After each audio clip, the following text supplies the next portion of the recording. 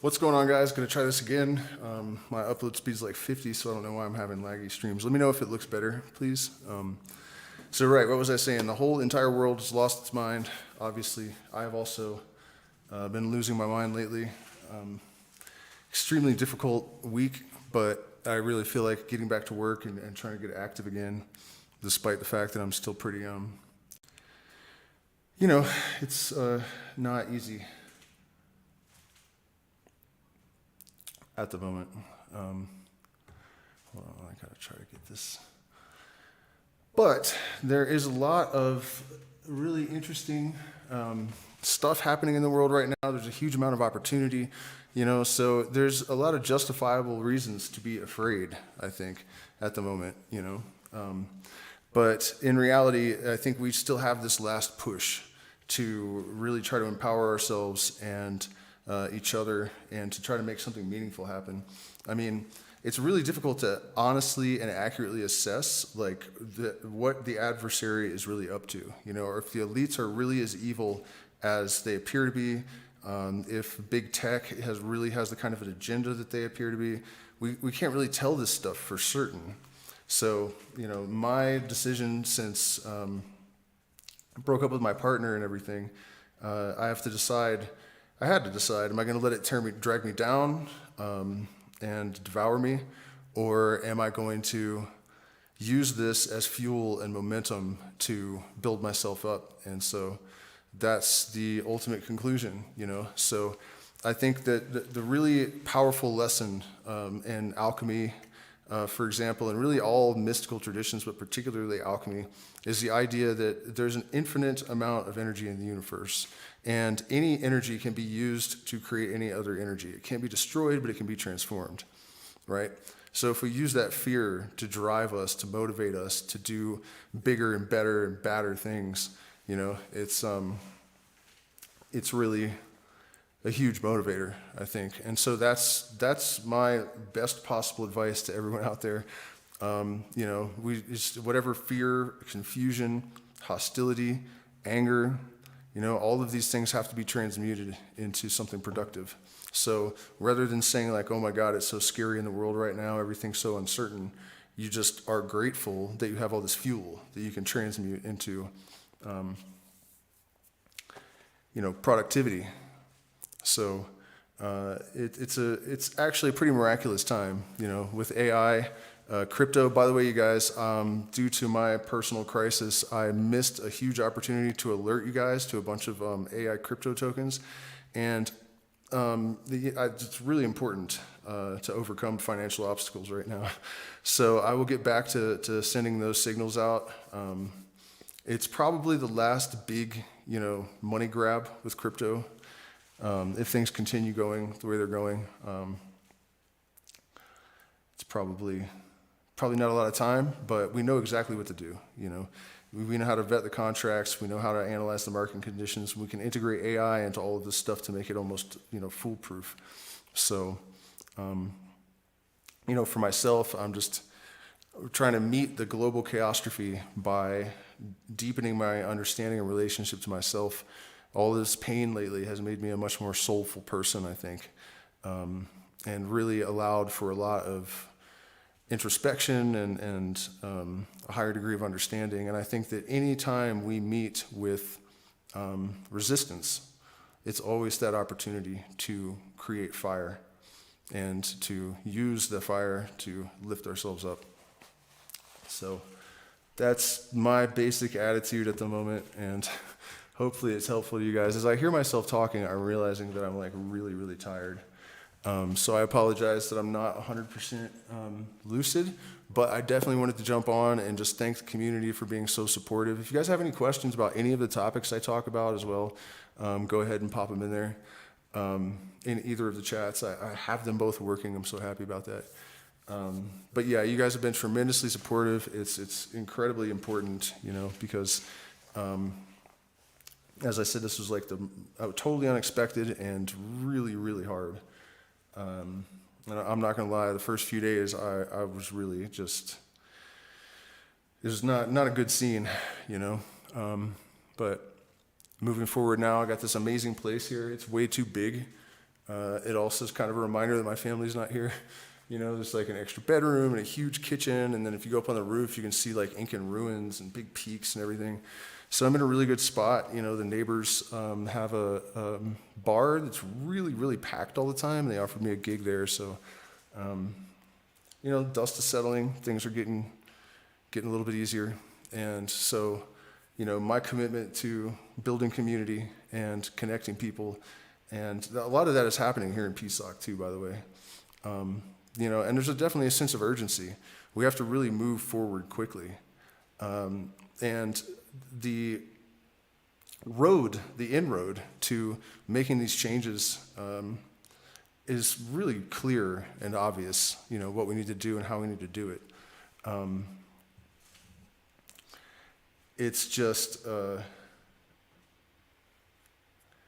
that there are certain elements that are difficult to overcome, right? I mean, censorship is something that we're actually living with today, which is a pretty wild circumstance.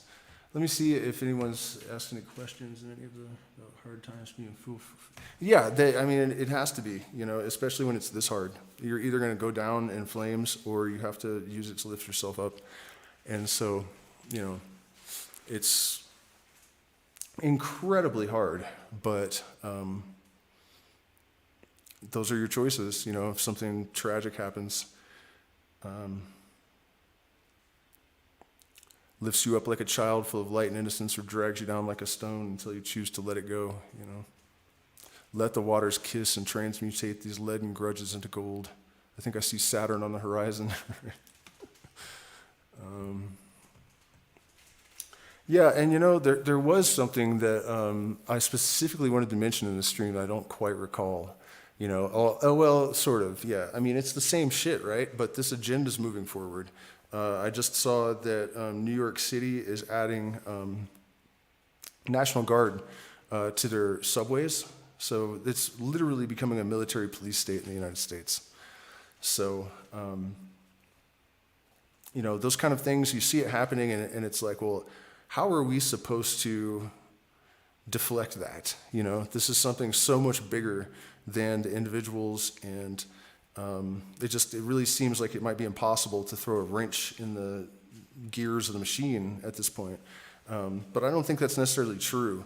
And one of the things that I would offer as encouragement is that you never know what's going to happen. You never know what's going to happen. You never know when some weird-ass crazy thing is going to come out of left field and create some new, you know, circumstance that you couldn't have foreseen. I mean, look at me right now. But you know what I mean? There's all kinds of things that can happen. Like when the cops laid their badges and their armor and stuff down in, like, I don't know if it was like Laos or somewhere. They were supposed to be like controlling these riots, and they just joined the riots, you know? I mean, it is a reality that a lot of us are severely brainwashed and indoctrinated. I mean, I see it every single day to an extent that is like frightening. People are incapable of thinking past certain parameters that, you know, have been dictated to them by cultural standards and whatnot. So it's a wild thing, but we have to remember we're all human, and at some point, enough is enough for just about anyone. And even though the control mechanisms and the monitoring mechanisms and everything and the censorship, it does appear to me that people are becoming more and more unable to avoid perceiving what's actually happening. And so the essential things are that we eradicate religion from our beings, that we eradicate any kind of sense of an identification with a political party. That is not okay. In the United States. I mean, I've heard there are other countries where, you know, you actually have some decent politicians and stuff, but the politics and religion, we have to eradicate that completely. And these kind of things are like a ripple in still water when there is no pebble tossed. It's not really us that is making these changes. It's not us and it's not them that are creating the resistance, you know. Their energy is only activity. There is no particle. You know what I mean? There is no particle. So what we're actually experiencing is this movement of opposites interacting. It's not, it's whatever's going to happen is actually a product of that system, of just nothingness, somehow engaging in activity. So that's a good thing to remember, that it's not necessarily believable to me that there's like a sky god sitting up there judging people and whatever, but when I look around I think what really got me the other day was I was reading about how these trees, and I knew about the fungus and the minerals and stuff, but these trees were not only creating the minerals for whatever organisms they were trying to feed and all that, they're actually able to control the odor that they give off to attract certain species of insects. So if they need to be pollinated or something, they have a certain insect that they can call for that. And then if they have pests, they know how to create a terpene that will stop that pest from eating them. And so much more. And it's actually the product of the interaction of funguses and trees and maybe lichens and minerals and all sorts of bioorganisms. It's completely wild. And what I'm getting at here is that despite the fact that I always say I don't really believe in a sky god, ain't no way this shit was just random mutations, That's just dumb. So what I see in the world is process with purpose. I don't see how there can be process with no purpose. And so what that implies to me is that there is some sort of point to the evolution of the cosmos. So if you just remember that it all truly is in the nature of illusion, it really is. Especially if it's true what physicists say, that the electron isn't really a thing, it's just a function in a field. That's all it is. There's literally nothing there, So you just have to remind yourself that you are really nothing, and that you are playing a role interacting with the other nothing. And rather than perceiving evil in the world, I think, how I was talking earlier about transmuting negative energies into positive ones, you can see the enemy that way. And that way, even your battles can be fought with love and compassion. Because you understand that we are all one nothingness, divided for the sake of union, that union may come so that we can come together and have experiences. And if you really understand the universe in an enlightened sense, then you know that there's no way around, as long as we're on this plane of existence, there's no way around duality. There has to be evil and there has to be good, there has to be light, there has to be, all that stuff is necessary. So without fear, you lose hate. And the path into that is understanding. So that's it, That's really, I think, the secret to maintaining your trajectory. Fear is a dissonance pattern, and it will interfere with your ability to fluidly manifest what you need in your life. And I have realized that I had a lot more fear than I knew. Sometimes it just takes you gotta get hit in the face by a frying pan before you really realize what's up. But like I was saying, that knowledge that you can literally turn any negative experience or negative perception into positive life force to do activity, because you are nothing but energy, and this stuff is super important to understand, you guys. This is why I'm staying up late at night teaching myself college level mathematics and chemistry and biology and all of the stuff that I would have learned in college, because in order for us to really have an understanding of the universe that we live in, we really need to have the greatest depth of knowledge that we possibly can in every arena, So learn music, get into flow state, study mathematics. It's not, the anti-intellectual disposition in the United States is actually a terrible thing, Mathematics is not tedious and terrible if you understand why you're doing it.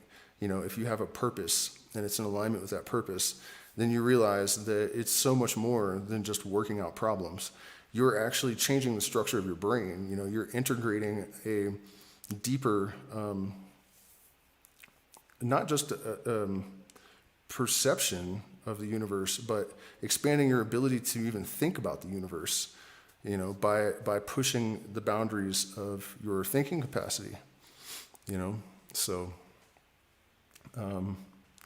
how much that's going to matter, though, you guys? I mean, AI is moving so fast that a couple of weeks ago, I was thinking, like, how can I, double or triple my online income? I have to do everything online. And so it's like, oh, well, let's see, what do you need to know for AI? And there are all these videos that pop up. Learn Python, learn Python, learn Python.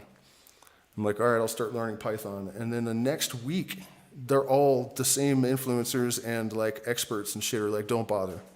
A week later, I mean, it's so incredibly insane how fast things are moving that it kind of is hard to figure out how to align yourself with the patterns and to make something work for you, that you can be confident about.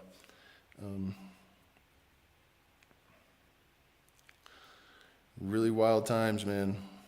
Really wild times.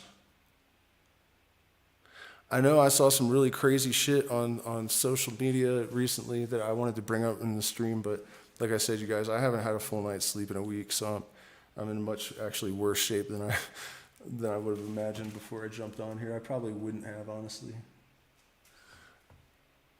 Like my eyes are all puffy, I can feel it. Wow, we went from 50 to 8 people in the... Can you sell fruit seeds and other plants?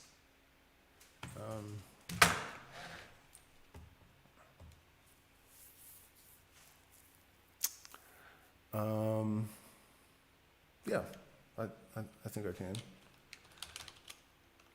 But they mostly have to be ground up. I don't know if the person's still there or not, but yeah. So again, you guys, any questions or anything, I'm happy to. Oh, you guys have been asking about my music streams. Some of you, my guitar. I think because I was in the jungle, it soaked all of the inside of the case in water. And so when I was coming here, it was wrapped in plastic by one of the bus companies, the case. And when I opened it up, all the moisture that had been trapped in it from the jungle had sweated out into all my gear and rusted the hell everything. And so it's completely unplayable for the moment. I have to go to Cusco and try to find somebody that can repair it. But that's a bummer because that's something I really need right now, to keep me sane is the music. And it's just a heaping pile of rust. So... pretty difficult, man. So, I've never really been a big one for planning. When you live as spontaneously as I have my entire life almost, there's almost not much point.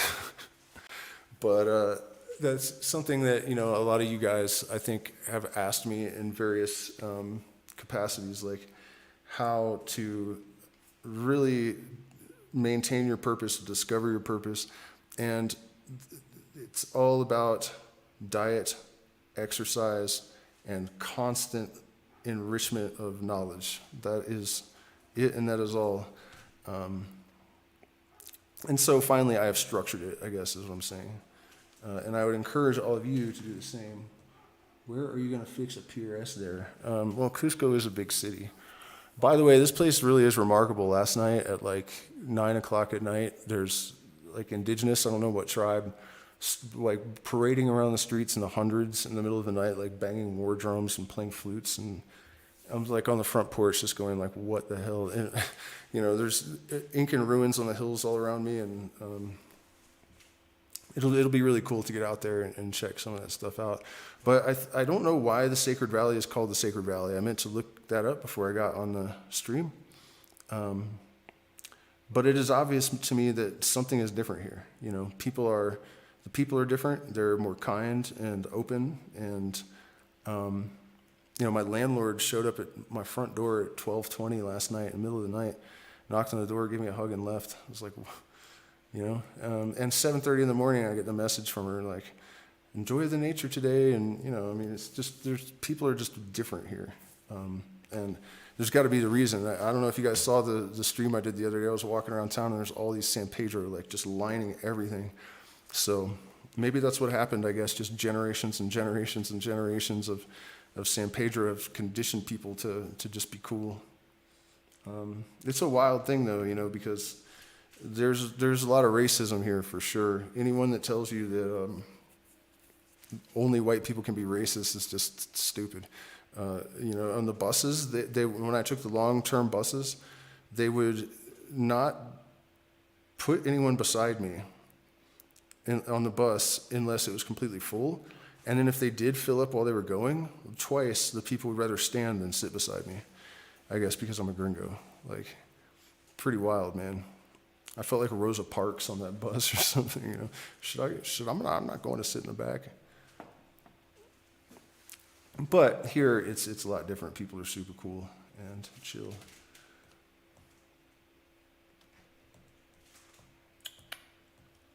Let's see. So you guys did vote about the Kabbalion, about 40% or something, but I'd already set up the streams, so I will do that tomorrow probably. Did you guys tell me there's no lag anymore?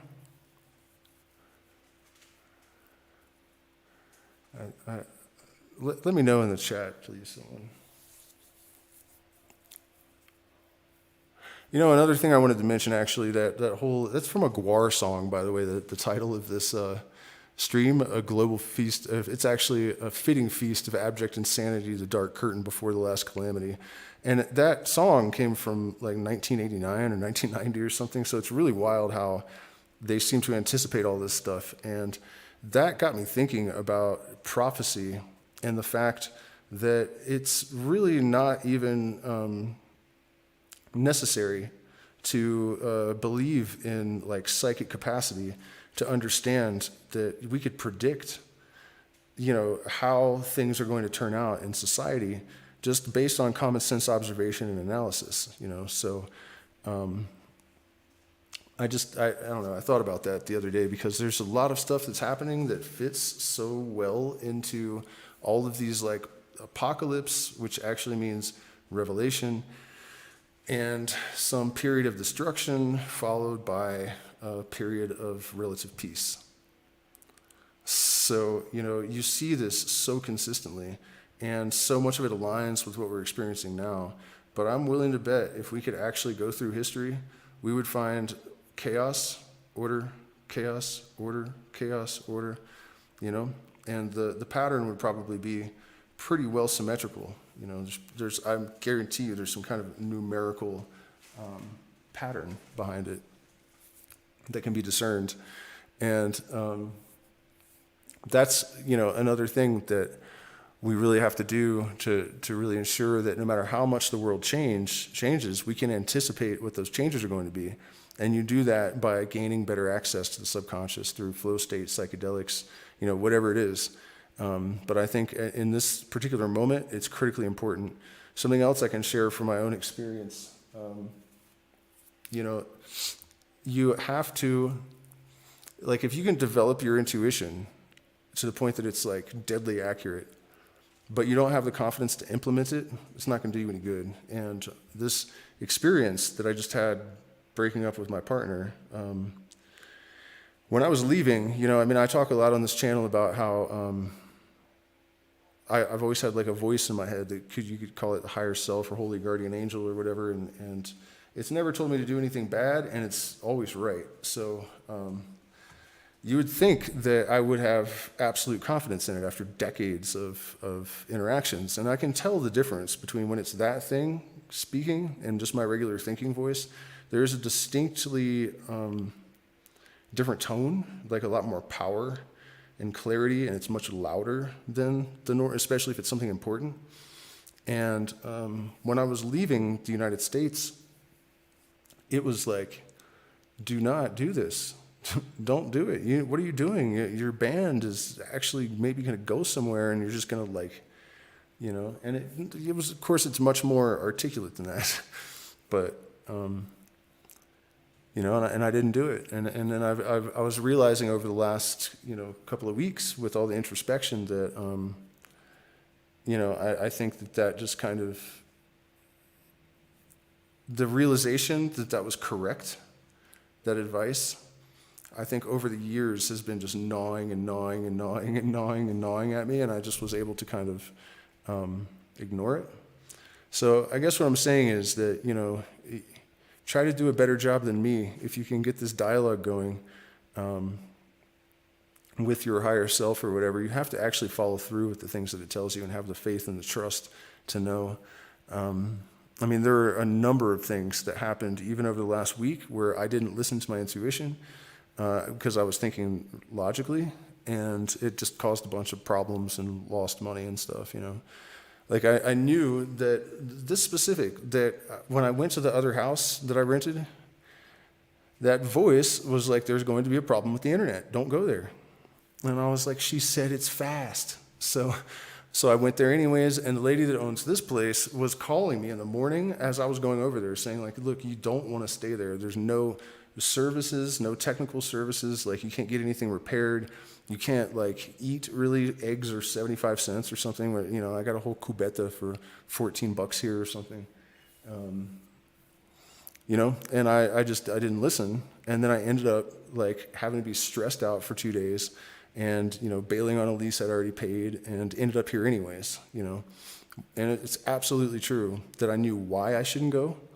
And, I knew that this lady contacting me the same morning I was about to go to the house, I knew that probably meant I should be here instead. So it's just really wild, that I've struggled with, allowing that intuition to just make the call. And I guess it's difficult because sometimes being intuitive comes into conflict with what rationally and logically seems like the best course of action. So it's one of my major goals right now is to get heavily back into ritual magic, particularly the lesser banishing ritual of the pentagram. And I'm going to be spending one whole day with some type of plant medicine every week, followed by a day in the ruins with the internet off every single week. Really going into full-on like hermit shamanic mode until I really feel like there are secrets here, and a lot of these ruins around here aren't fully understood. The Nazca lines are still not fully understood. I haven't been to Machu Picchu yet, but it sounds like it's like something you can't really process unless you're there. And then there are ruins all around here. One of them is like these concentric circles made of stone, and it's huge. And then there's like the old Incan salt mines and stuff. So we'll probably spend quite a bit of time drinking San Pedro and wandering around in these ancient ruins.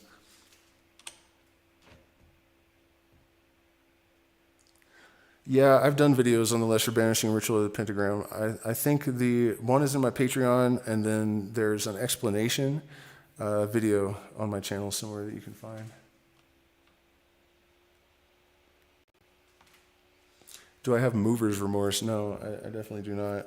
It was like, a little bit more secluded, but it's dead quiet here. It's a nice place. I have better security. I got a 12-foot wall, and there's a club down the street that I can play at, and I can walk there. So,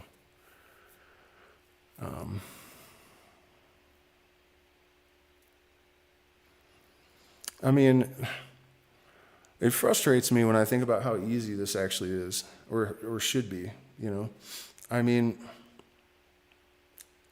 when you look at the complexity of a human organism and you realize how many of these organs would have had to evolve at the same time and how many conditions, like, you got to be able to taste stuff. You have to have a hole to put that is connected to you. To say that this all just happened randomly but obviously the religions are no good either, And some people wonder why I'm always harping on that, but it's because that's the fucking thing. That's like the main thing that keeps people trapped. It keeps us all trapped. No, this place is owned by a Quechua family.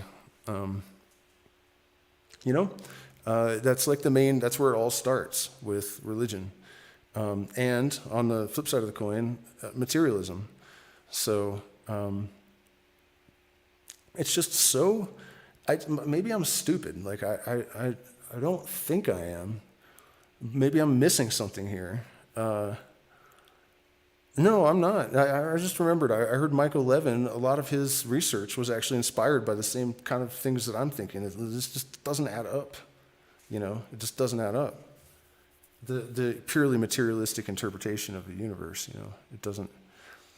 As much as I try to convince myself, there's just no way.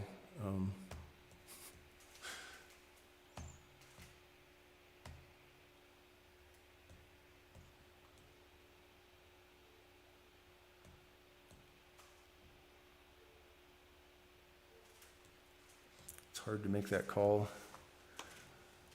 Yeah, I don't know what call you mean, but all calls are hard to make at this point.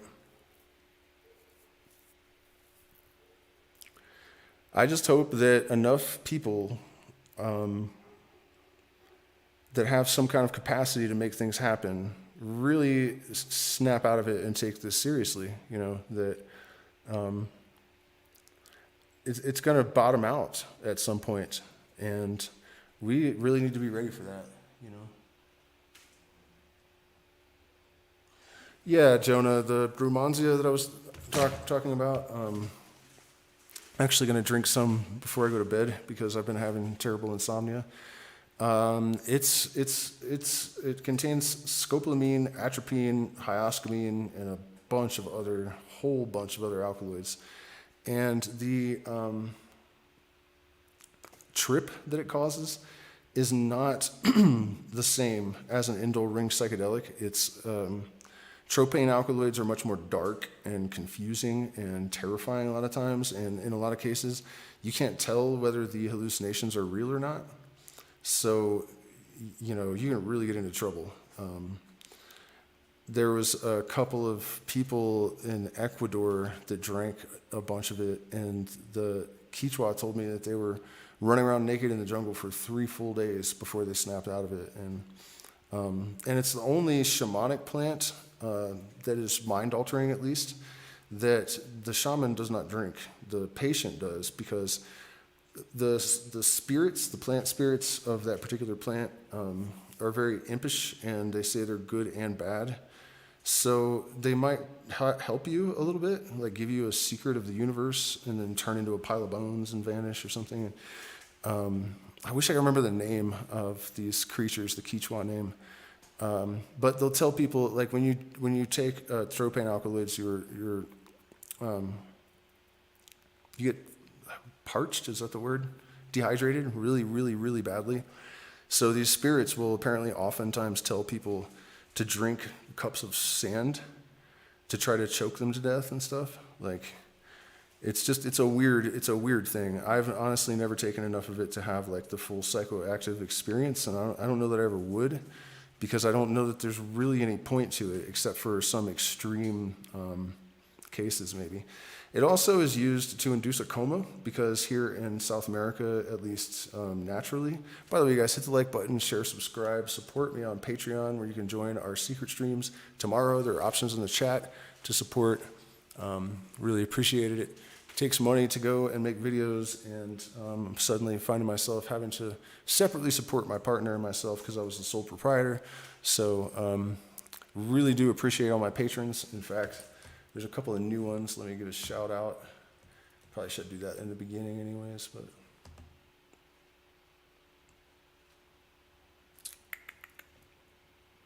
all right. Funk Boo, appreciate you. I swear he was here before and he's back.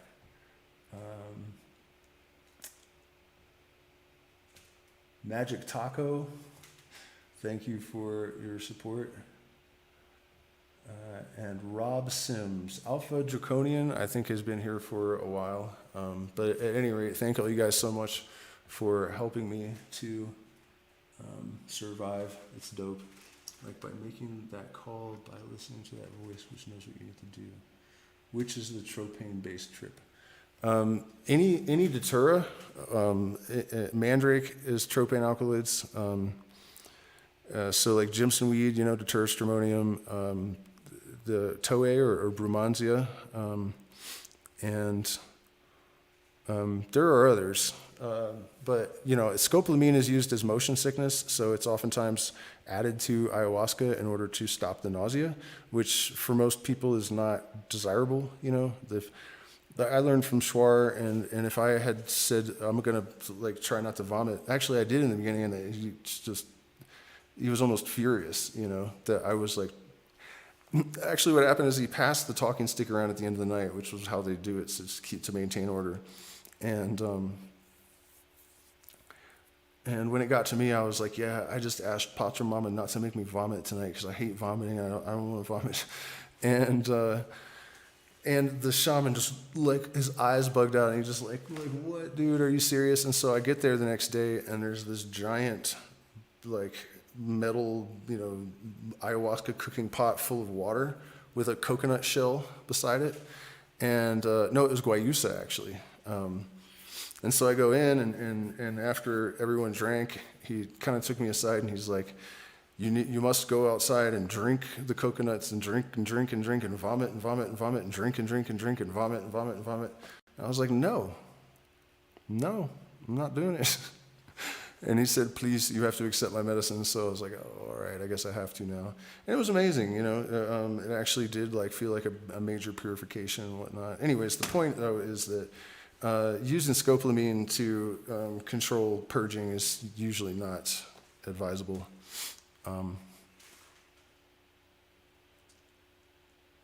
Hey, there you are, Magic Taco. How's it going? Yeah, and don't worry, guys. In the next stream, tonight, I have speaking of Brumansia, my little Brumansia insomnia tea. And I'll get a good night's rest, and tomorrow we'll get into the Kabbalion again. But I can tell you this. It's basically, people say it's new thought. It's not really hermetic. You see some really surprising parallels in the Kabbalion with the writings of Albert Pike, which would have been maybe available to the author of the Kabbalion. But my opinion about all this, the mystery religions and Freemasonry and the Kabbalion, it all falls under the same heading. It's the same thing, but it's not it's a copy of a dogma. It's just that if you're able to disengage yourself from your cultural programming and your preconceptions, and you have an IQ probably above 110, maybe 120, you can see all of this stuff. It just reveals itself to you through observation. And I think the more you do that, and the more you learn to really objectively analyze things and pay attention to the subtleties in your life and the patterns that emerge. In fact, I'll share with you guys a really crazy one that just occurred to me last night talking to my friend, speaking of guar. When I was a kid, I was walking home one day, and this other kid who was 16, I think I was 11 or something, I said something about his mom. I shouldn't have done that. He was way bigger, 200 pounds. And I guess he saw me going up the road, so he got these rednecks that also didn't like me to drive him with him in the back, and he had 2 bricks in his hand, and he'd jump out and brick me, and then when I fell to the ground, he pinned my arms with his knees, and he was like, bap, bap, bap, bap, bap, bap, bap, forever, It was ridiculous.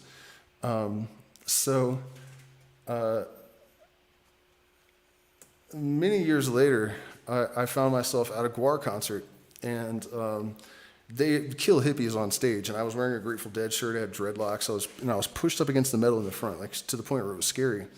And he looks and he sees me, and I think he might have recognized me from our childhood. And he starts slapping my face back and forth with the big sword, the big foam sword, over and over again. And it just hit me last night that was exactly what happened as a kid. And by the way, when that was happening, I still didn't know he was the guy from when I was a kid. When he died, I went to his Wikipedia, and for some reason they had his address, his childhood address, in his Wikipedia. And that's when I put it together. Wait, Dave. Yeah, his name was Dave. Corner of Braddock and Cool Drive. What the fuck? I'd been listening to them for decades, and I had no idea that that kid to beat me up. But anyways, the symmetry thing, the pattern, you know, I was a little kid, and the same guy that was slapping my face back and forth with his fist is now doing it for the sword from, you know. And it's that kind of stuff that, you know, it's kind of a ridiculous off-the-wall example, but there's, you know, so many things that we can observe that kind of inform us. Again, if you're not listening, it doesn't do you any good. But I think I'm finally at the point where I will not resist that anymore. You know, it has proven itself to me so many times in such dramatic and extraordinary fashion that it is absolutely absurd that I have not given it more weight. And now that I realize like how much I lost and how damaging it all was, without even realizing that, you know. I mean, when I left there, I left the guitar that I had played probably 50% of my life, like including sleep. It was strapped to me for 20 years, you know, and I even abandoned that, you know, and I think so much of my pride and self-esteem and everything was like wrapped up in that instrument. It just, you know, I think I was able to convince myself that I was okay with things that were really, really, really damaging. So no more of that, you know. When you know something, you just have to do it, even if it's hard. You know, my partner was so beautiful, and I loved being around her so much that I just kind of convinced myself that I just had to be there, you know. And in retrospect, I realized that was, you know, my intuition, my gut feeling and everything was absolutely 100% correct. So don't let this happen to you.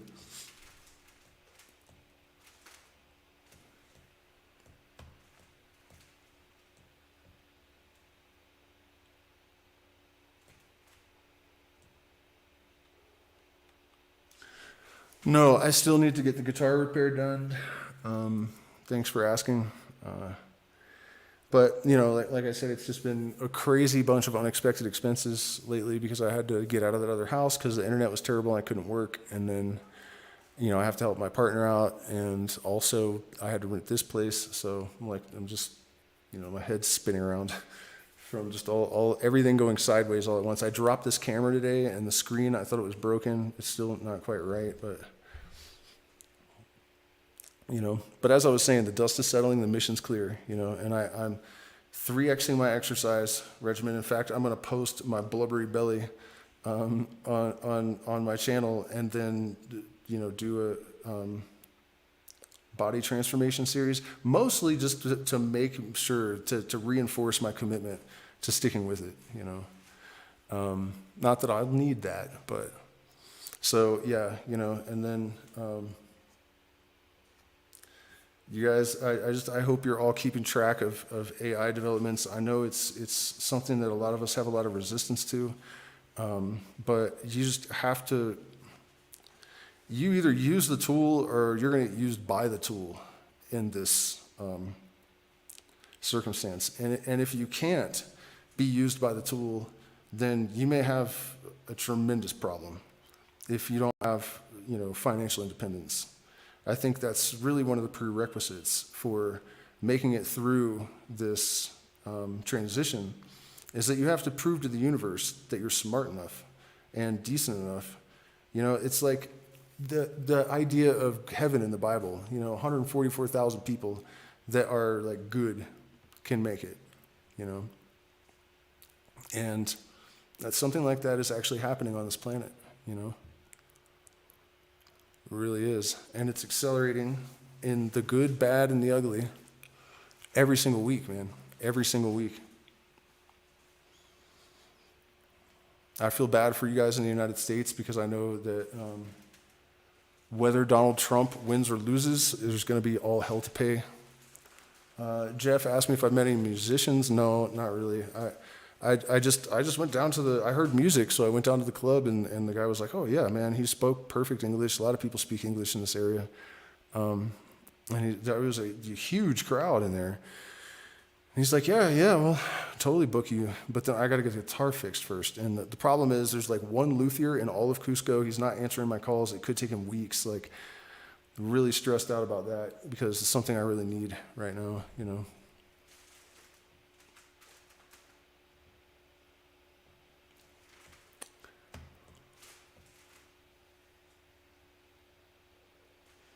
Hey, what's up, JD?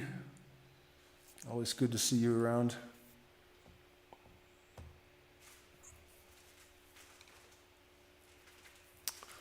Where's all the AMA stuff, you guys? This always happens when I'm just kind of like casually doing a stream and I don't have like something really specific to talk about.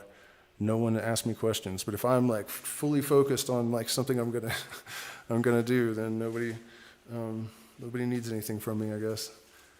By the way, I don't know if I've said this yet. I'm so tired, I'm delirious, really. But please consider supporting us on Patreon, PayPal, Zelle, Cash App, and clicky button. The likey. You guys know China has a huge psychedelic scene burgeoning? That's a pretty wild one. Also, LSD just got FDA approval as a breakthrough therapy. A lot of you guys in my audience I know are a lot younger than me. And you might not remember what it was like to live in the sort of drug war atmosphere, and to, you know, be the stuff they used to say about psychedelics, to see the FDA calling LSD a breakthrough therapy is like, you know, earlier I was saying like things will happen that you would not have anticipated that are on your side to some degree. Although we do need to watch out because I think a lot of these boomer, like middle of the road types, they're really, really trying to weaponize psychedelics. They don't realize it. They think they're doing good. They think they're helping, but they're not. They're trying to take the transcendental out of the medicine. And they're also trying to use the medicine to, and that's more the pharmaceutical companies, but a lot of the like boomer therapists and stuff, you know, even like Generation X probably too. They are trying to use psychedelics to help people to become like functional constituents in society. You know what I mean? To use them as an agent of conformity. That shit pisses me off to no end, man. Every time I see that and detect it, I'm like, this is not what these things are for. You know? I mean, sure, if there are aberrant behaviors in the person, then okay. But there really does seem to be a sort of movement gathering steam to just try to use psychedelics to just make people more normal somehow. I saw a comedian the other day talking about how, like, you know, his friends tell him, you got to just eat microdoses of mushrooms, you'll do better at work. And the guy's like, I almost slapped him. Like, how, we're taking psychedelics now to do a better job in our cubicle? Like, that's what the fuck mushrooms are for these days? You know what I mean? That sort of thing. It's like Satan may come as an angel of light. How are you settling into your newfound interesting community?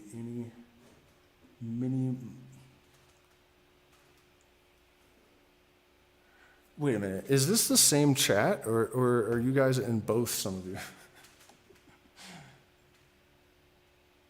No, do not buy anything from my website. You guys aren't going to believe this. I can't even take it down. Like, we got our first transaction through our payment gateway. They locked it in there. Right?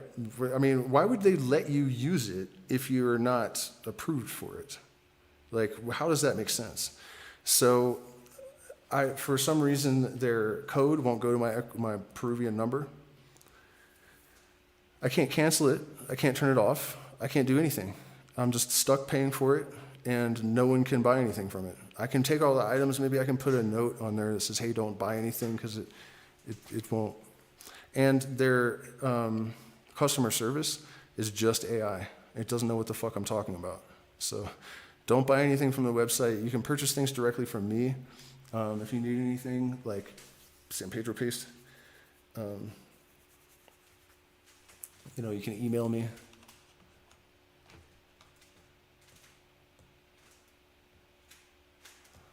All right, and then another question from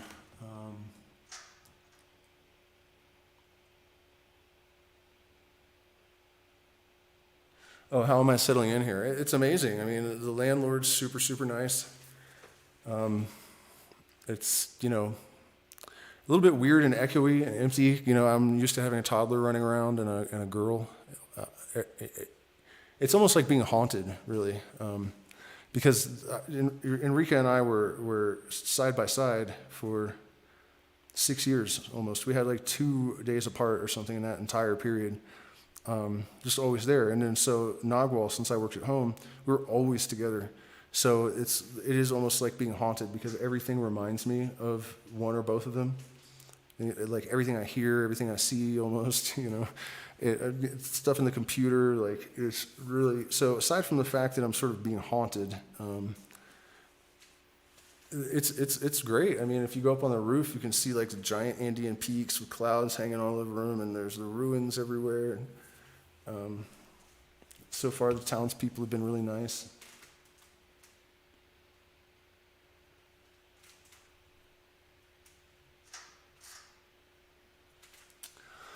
Yeah, I mean, it's really great that acclamation of psychedelic medicine is occurring, but I don't like the fact that Big Pharma is getting involved, obviously. Regulation in the wrong way, obviously, is a huge problem. And the fact that they're trying to take the transcendental experience away from it, thinking it'll still work as well. In fact, I just saw an article about how they tried to make a synthetic psilocybin, and they tested it against actual like full spectrum mushroom extract, and it didn't come anywhere near close to the mushroom, and that's because of the entourage effect. There are all these harmalas in the mushrooms in relatively small amounts, but obviously they're active, and they catalyze certain effects and mitigate other effects, and so unless you could engineer the psilocybin, the psilocin, the harmalas, everything in exact right ratios, you're not going to be able to beat nature, so.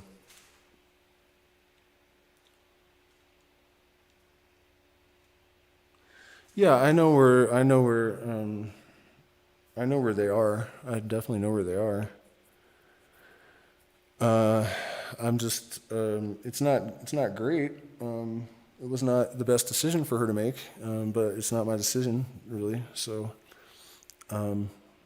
yeah, that's one of the reasons I'm hesitant to like do guitar repairs and stuff. I don't know what it's going to take to get them back to Colorado, and how long it'll be before she's self-sufficient. So,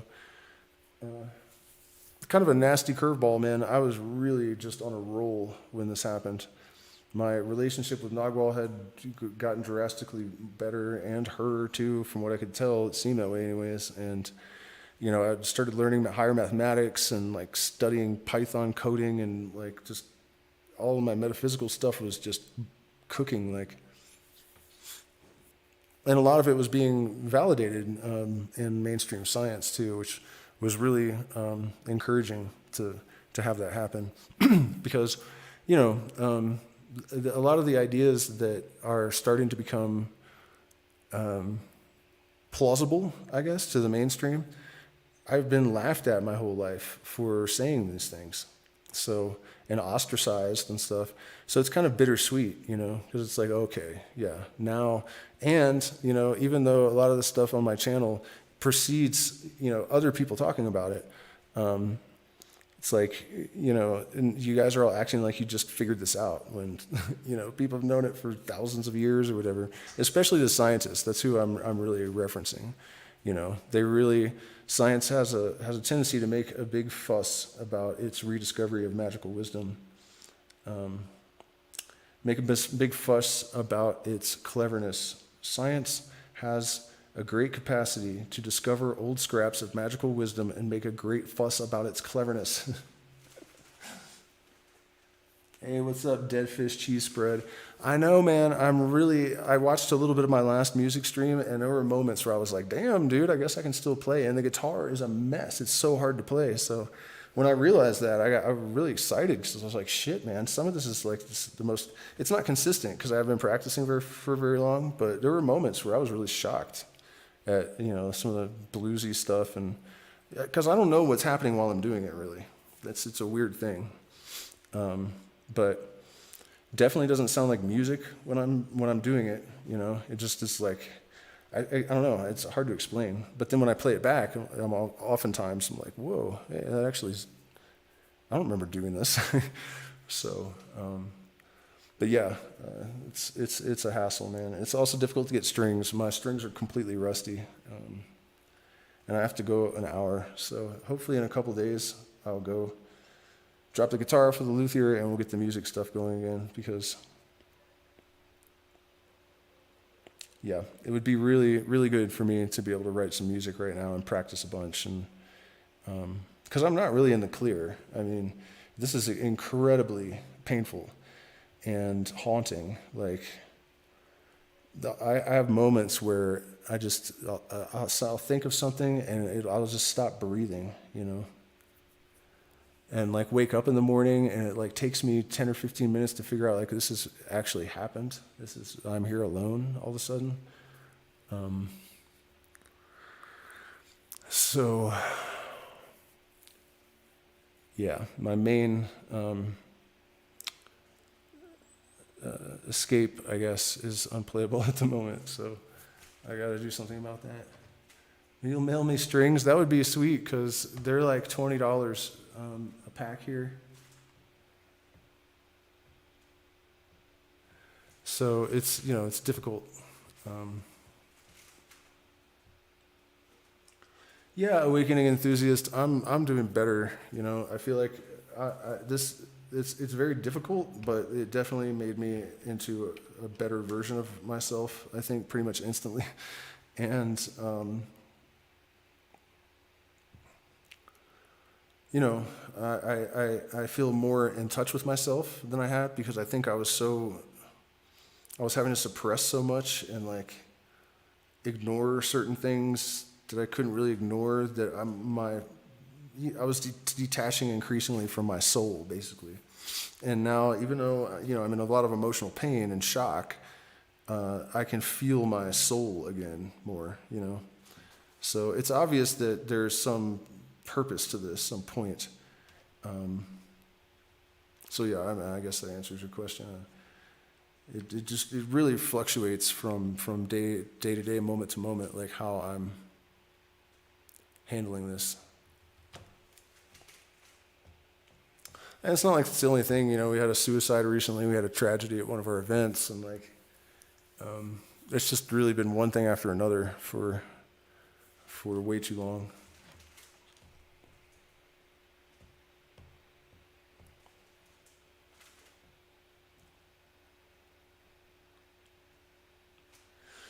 Yeah, well, yeah. I mean, again, that's what's up, man. That's why I'm really excited about getting the guitar together, because it's a really nice guitar, and if it could play well, then I'm probably more soulful at this point in my life than I've ever been before. So I'm imagining that my singing and guitar playing will improve just because of this dissolution of this armor, I guess, that I had. That I didn't really know I had, emotional detachment on a level that surprising to me to realize it in retrospect. I think what happened is my dog died, right? And I've cried once in 35 years, I think, one time. And my dog Diesel died, and I wailed like those like shrieking like Indian women at funerals or whatever. Like, it was just gnarly. And I think when looking back, I realized that I shut down my emotional body. Like, I mean, it sounds crazy, it's just a dog, but that dog was my side piece, like always beside me all the time. And like, he was so intelligent. He would actually stand on his front feet, and lift his butt up and spin it around so he could like poop in a bush where no one would walk. Like, he wouldn't do it on the sidewalk. He knew that he shouldn't do that. And one time he stood up on his front legs and spun his butt around and pooped on the windowsill of this business because there was nowhere else to put it where people wouldn't step on it. One time I came home too. I left him home too long. I got stuck somewhere, and I smelled shit when I went in the house. I'm like, what is that? Where is it? I searched everywhere. Finally, I look in the trash can, and he had stood on his hands and shit in the trash can because he knew he shouldn't put it. I mean, he was so brilliant. So, and he was a killer. Like, only though if you had bad energy, he would just tear your throat out in a heartbeat. But if you were cool, he was just totally loving and fine, you know. So yeah, that I think really. Oh, and also because, you know, you guys know I was not close to my mother, to put it mildly. I didn't even know my father. Her substitute fathers were not good. So that dog was the only thing that I had ever really loved. You know, it was the only thing I'd ever been close to. And when it was gone, I think, you know, I was like, that's it. No, it's just me. You know? And then my partner became the only thing I had ever been close to that was not a dog. So it's kind of like that again, you know. I've just been such a loner for so many years in the jungle.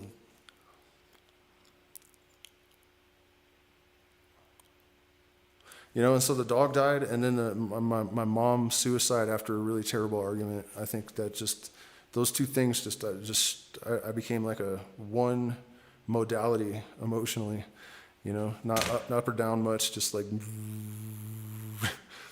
for years and years and years. And it's one of the dangers of plant medicine too, because even though, you know, the teachers that I had, the people that I worked with, definitely had 100% confidence that I could hold space in ceremony.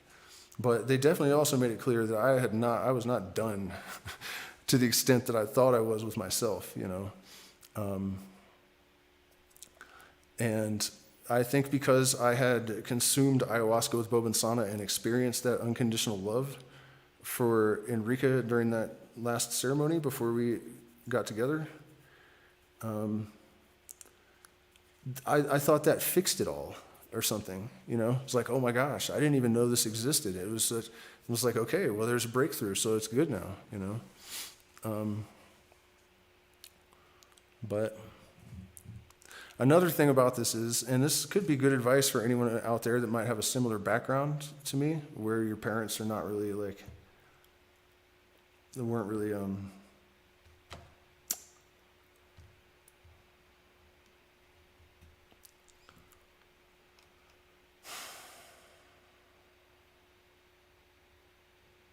yeah, I lost my train of thought.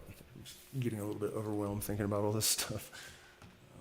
Wasn't allowed to just sit down until he sang. It sort of flourished for quite a while. Yeah. Is there Amazon delivery in Peru? That is a good question. I think so, but I'll have to check.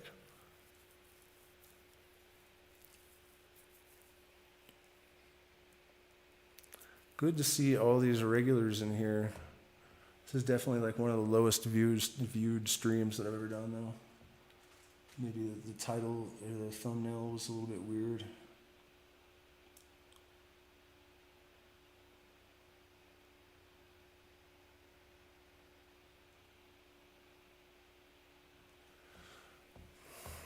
Yeah, I mean, that's facts. It's painful to grow.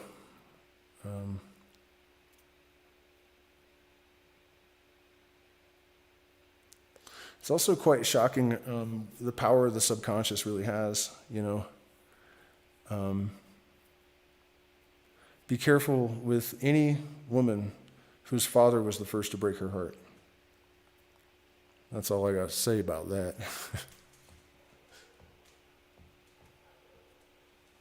You know, and to be fair, or any man whose mother was the first to break his heart.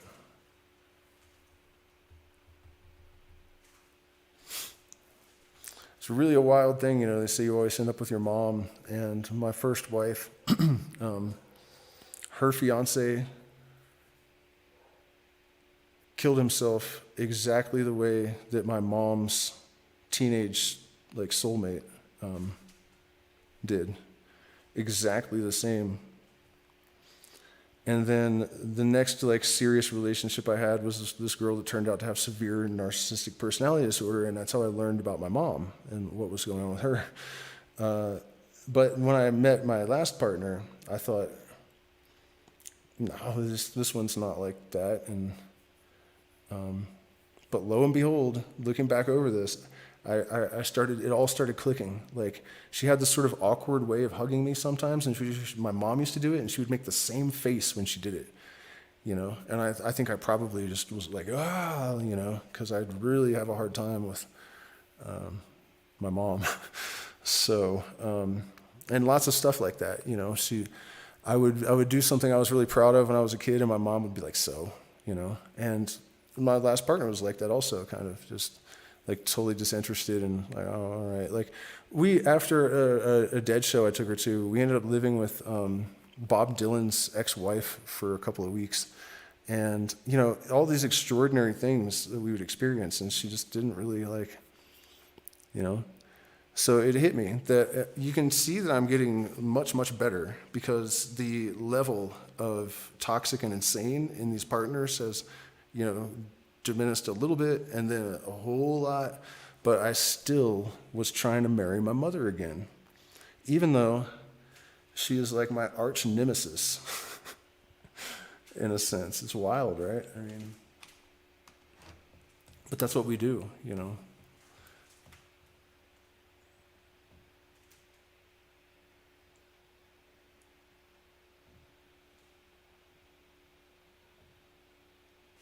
What if she never knew her daddy? I mean, that's not as bad. I think it's not good, but the absence of a parent is much better, I think, than a destructive parent,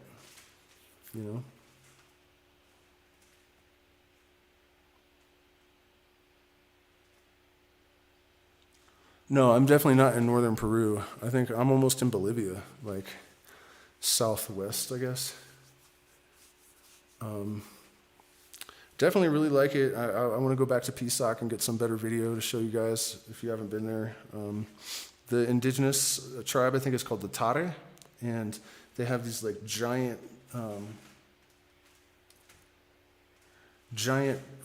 colorful hats that they wear, and they always have like baby alpacas with them. They'll hand them to you, and then they want $1. You can get alpaca burgers. I felt kind of weird about that. I was like, oh, look how cute it is, petting it. And then I like walk away and I'm like, alpaca burger, sounds good.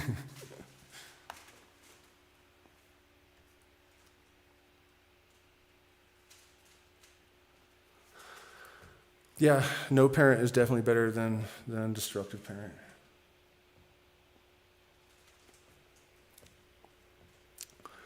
What are you going to do, I guess? I mean,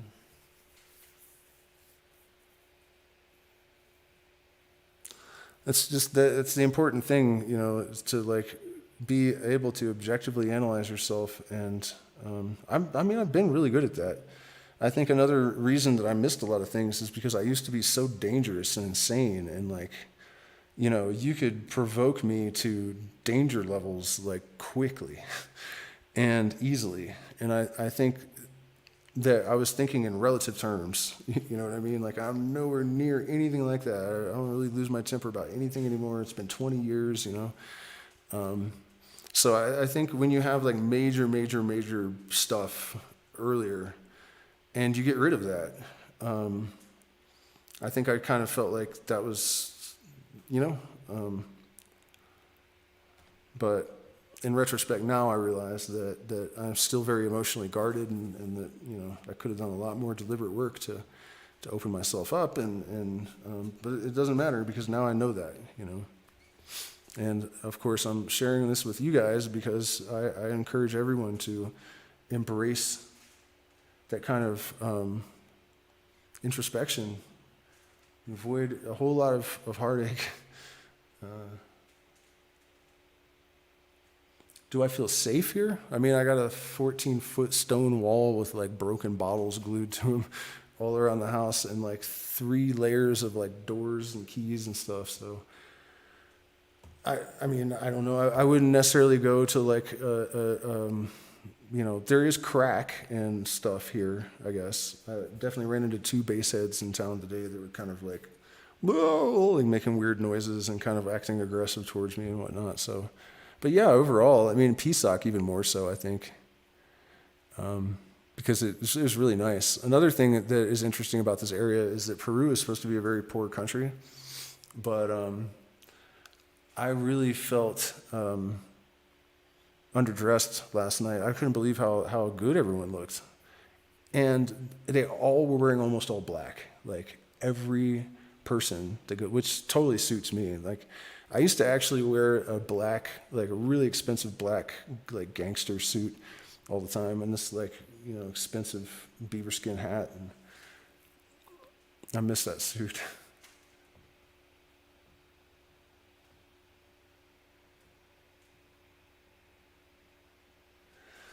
Yeah, Russell, of course, I'm always careful.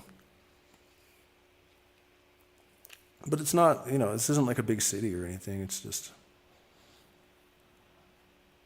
yeah, be careful for sure.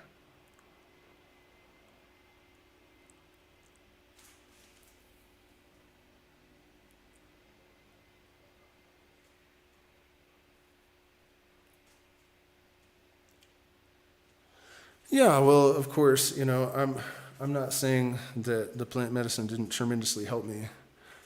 I'm just saying that I was surprised to discover how many blind spots there still were, after all these years. But I guess when you come from a background like I do of like, just insane levels of abuse and like murders all over everywhere and all that stuff, there's going to be a lot to look out for, even when the worst of it has been conquered. There still was other stuff. But, after this experience, I think a lot of that is gone. And, my plan over the next couple of weeks is to drink medicine and spend a day in nature every week, 2 days off the clock. And really try to finish this processing of my past, What do I miss most about the USA? Playing in bands and picking mushrooms on the West Coast, like chanterelles and morels and all that kind of stuff. The highway, I think it's a 160 west. I don't remember, but it's in Willits. You go to the left if you're coming into town, and from the south. And there's so many mushrooms everywhere. There's lion's mane, chanterelles, black trumpets. What are those? The ones the Chinese used to pay $25 a mushroom for? They're terrible. Rubbery. Fuck are those things called? Maitake? No. Well, whatever, the white, big white rubbery ones. Oh my God, hedgehogs, which are like these mushrooms with spines that stick down everywhere. They're the only spined mushroom. Gosh, I'm trying to think what else. I know there was a bunch of other edible ones there that we would. The pink corals would kind of give you diarrhea, but they're pretty good. They taste like eggs, kind of. Good morning, Illuminostic. How are you? I'm awake. Some guys had loud mouths after 2 in the morning, so I'm awake, can't sleep anymore.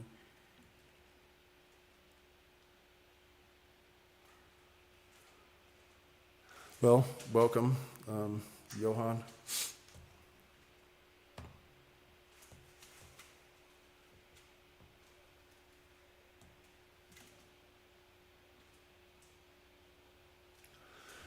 What am I going to do when the sun comes up?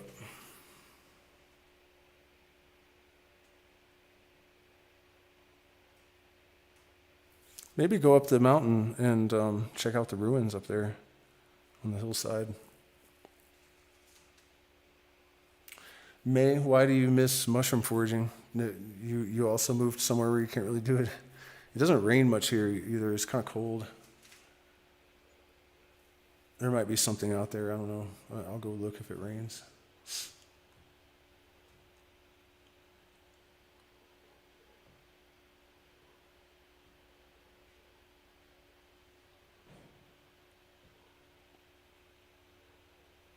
Mm-hmm.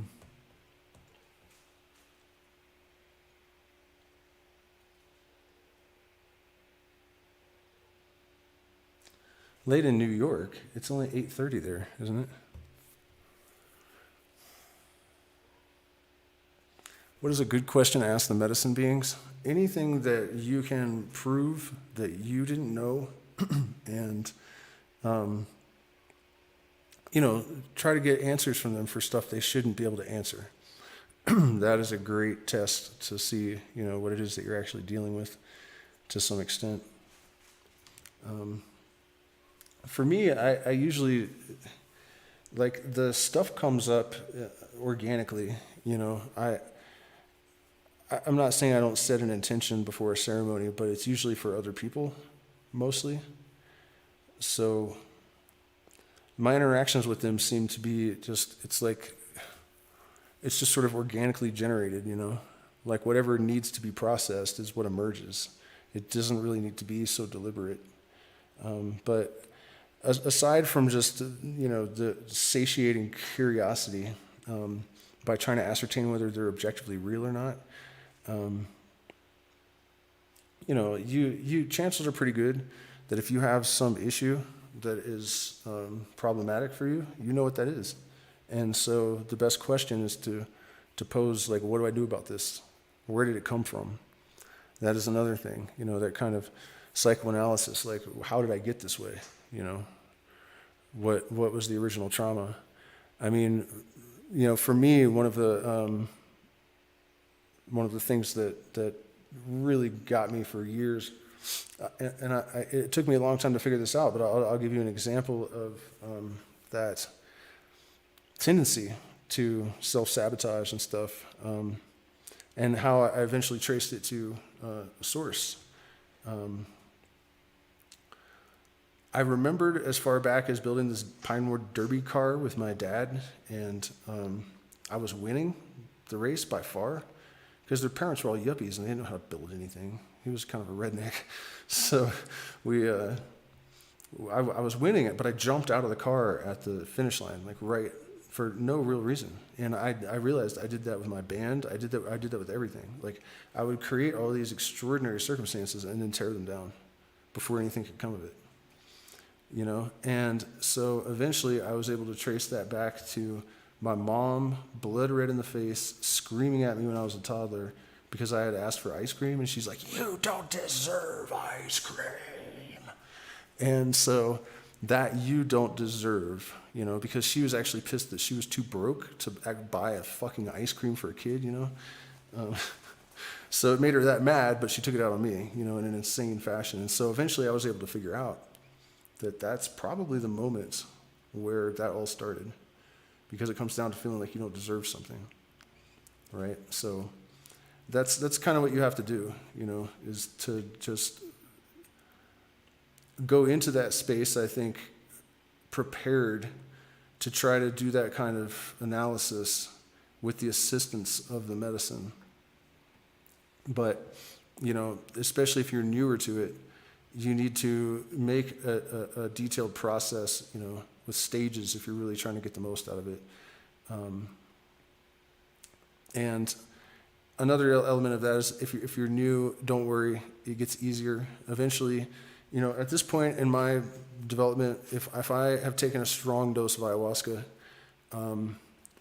I can, if I need to do something, the visions will just turn into thin lines. They'll just zoop into lines so I can see what I'm doing. And so the point is that over time you get better at it. So it might sound to a rookie like, okay, so I'm going to go into this insanely powerful psychedelic experience with my psychoanalysis toolkit, and I'm going to be able to keep my head together to do.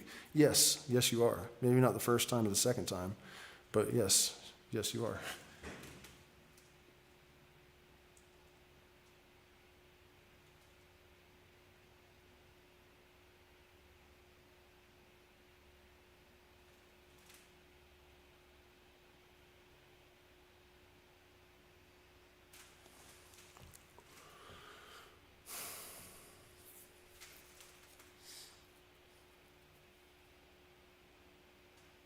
Wait, you're on a desert island? What the hell are you doing on a desert island?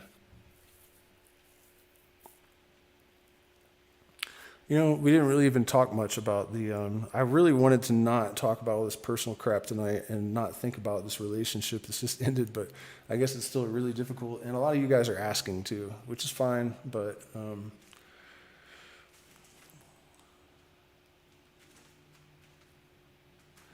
no, I'm trying to set it up so I can go to Twitch and you can use StreamYards to go everywhere all at once.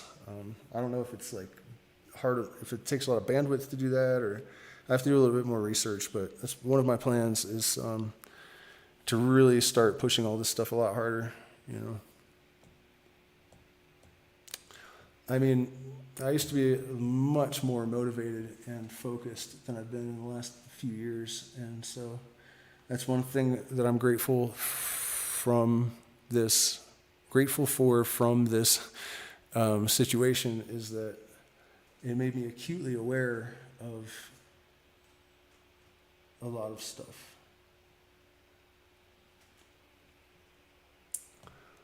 So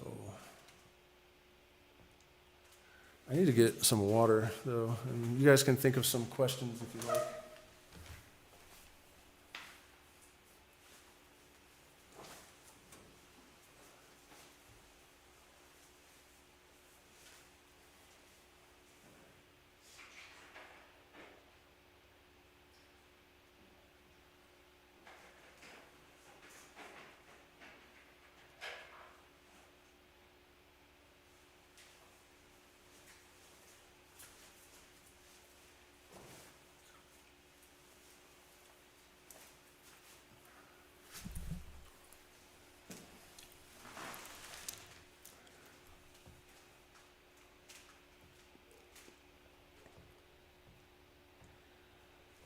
Actually, interestingly, what are my thoughts on the last Calamity? Well,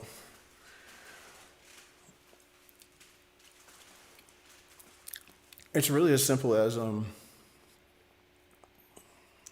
blueberries. As simple as blueberries. It's as simple as understanding that no new order can emerge without chaos. So if you think of the human race as one collective individual, or an individual made of a collective or whatever, like the macro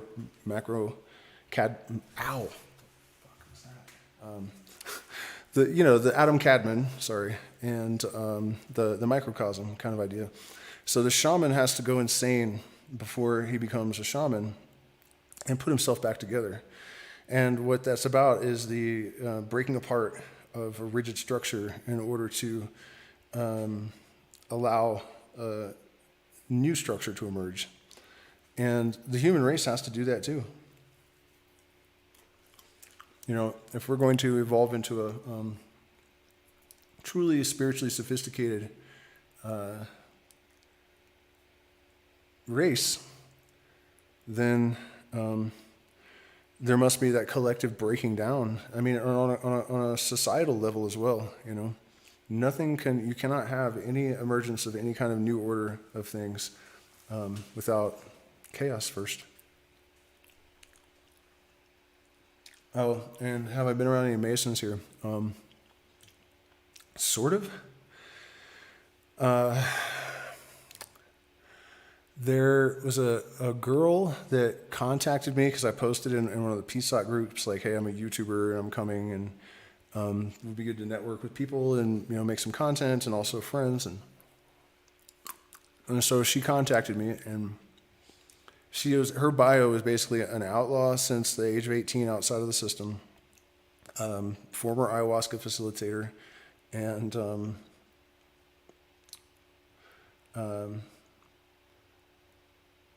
like student of alchemy and teacher of alchemy in the Western mystery tradition. Who does that sound like?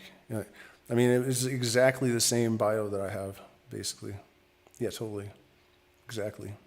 So that was odd. And then she said there was an adept of the mysteries in Tarai. So still working on meeting all these people. I'm also supposed to try to get together with a woman that is an expert on the ruins and go around and do a tour with her and make a video and promote her book. You guys shall buy her book. We'll come on together and try to convince you that it's a good idea, I guess.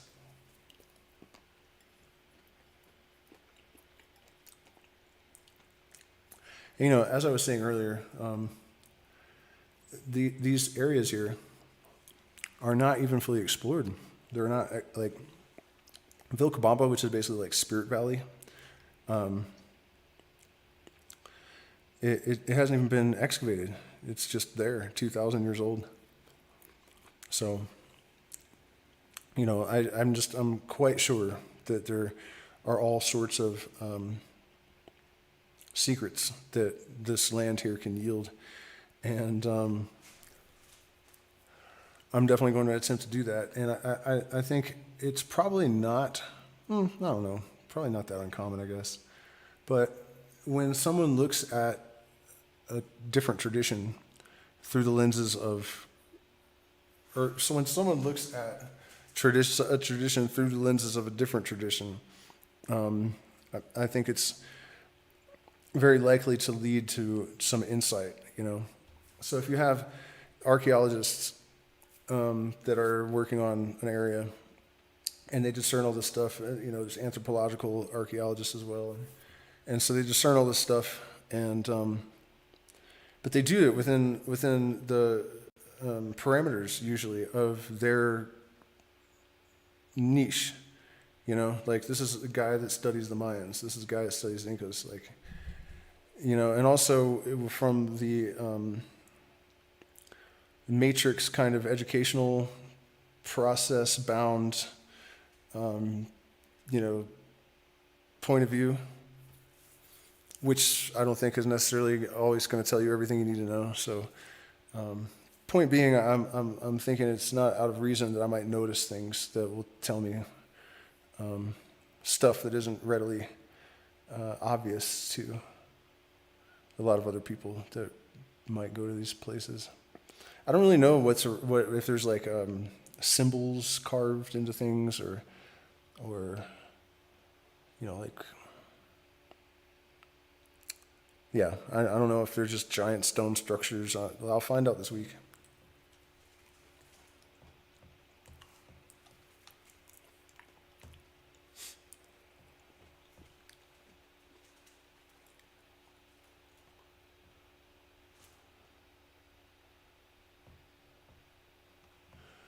Croatia, that's a nice place. Damn it, why did my cursor just freeze? I can't move it. Oh, there it goes. Am I familiar with the Great Line? What do you mean? Is that like a fish song or something?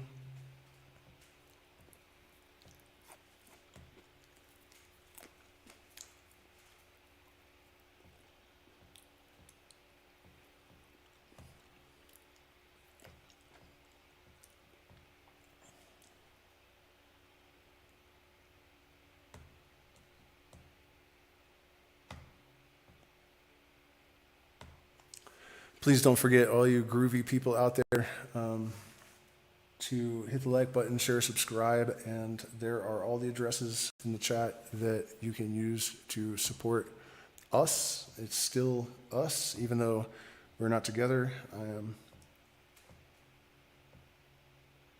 taking care of everything, so we really do appreciate your support in these ridiculously, absurdly fucked up times.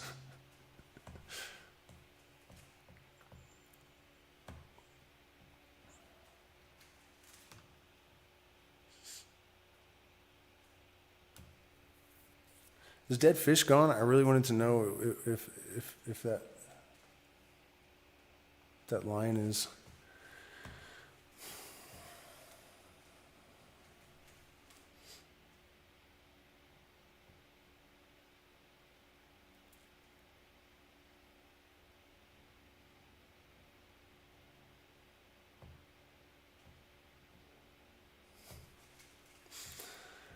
Oh, I should probably pop off and go make myself some trout. Bought some big old chunks of trout yesterday. I'm pretty excited about that. It's okay to eat fish because they don't have any feelings. I don't know, man. I just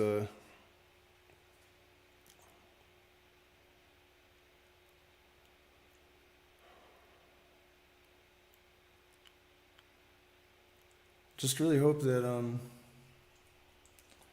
people can snap out of their collective pathological denial in time to reroute the human race.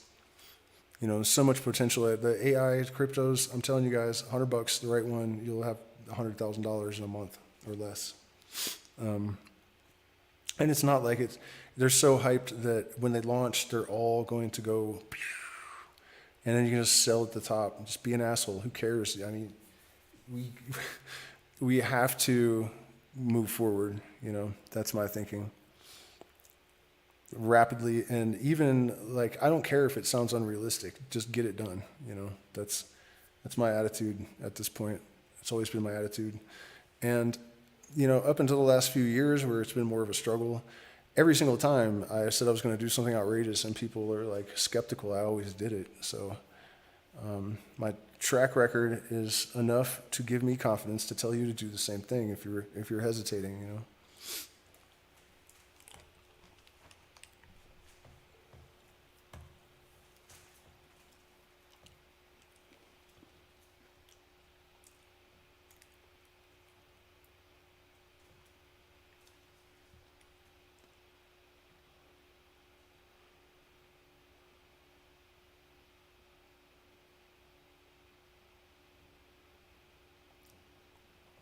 Yeah, it sounds like you guys are talking about how these ruins are all situated like really weird spots all over the world.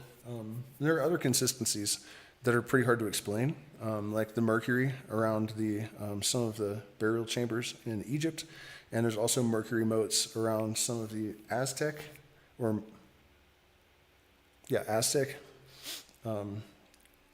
mercury moats. And Mercury was a psychopomp. The Thoth Hermes, the Egyptian, the Hermes of both of them. They were psychopomps that ferry the dead or the living to the land of the dead, or however you want to say it. So it's just really crazy that these cultures that apparently had no contact would use Mercury as something associated with transitioning from life to death. And then this other culture on the other side of the planet, it was in a different way. Like they used the name of the metal for a mythological character that did the same thing that they're using the actual metal for on the other, you understand? That's bonkers. But it's true. Another crazy one is, everyone knows this at this point, but I don't know that I've seen a lot of people talking about what it implies. But the whole speed of light, accurate to like 7 decimals, or not decimals, but digits, or the whole number is there. And so, of course, people say, well, they didn't use our coordinate system, and they didn't use miles per hour for the speed of light, but that's not the point. It's not the point at all. And it's not just that measurement. There are like the base and all these other parts. And you also will notice, if you're really paying attention, that if you draw a circle around the bottom of the pyramid, it's the Philosopher's Stone in 3D. So there's that. And so what I'm saying about the explanation is that it's very, very good evidence for some sort of universal mind. No, they didn't do that exactly deliberately. And it has nothing to do with miles per hour in a sense, but it's not a meaningless coincidence either, And I think when it comes to that kind of subtle thinking in metaphysics, and people generally, it's one or the other, But yeah, another thing that is pretty wild about that is that I had a vision 6 or 8 months ago of the capstone on the pyramid being, it wasn't there, and there was all this like electromagnetic energy like pouring out of it, and it was interacting with the field of the earth. So it was like manipulating evolution. And about 2 weeks after I had that vision, I saw that there are actually melted staircases around the center part of, I guess, the king's chamber in the pyramids, are melted stone staircases, like obviously melted by extreme heat. They're like running down like candle wax. And the scientists have said the only two things that could have caused it is electromagnetic energy, which is what I saw coming out and interacting with the field, or nuclear. So it's interesting to me because I think that that it was correct. You know, that vision that I had no idea about those melted staircases, and it makes sense somehow. Like what are those pyramids for? Well, they're for influencing every living thing on the fucking planet. That's what they were for.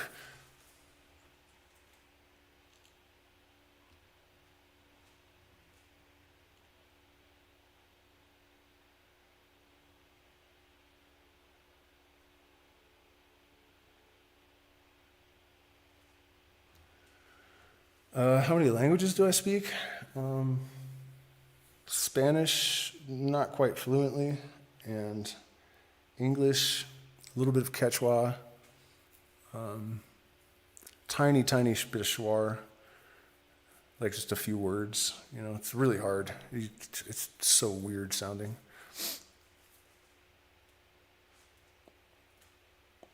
Yeah, you guys like, share, subscribe. Join the Patreon. We're doing Masonic Degree 27 tomorrow, and it's amazing.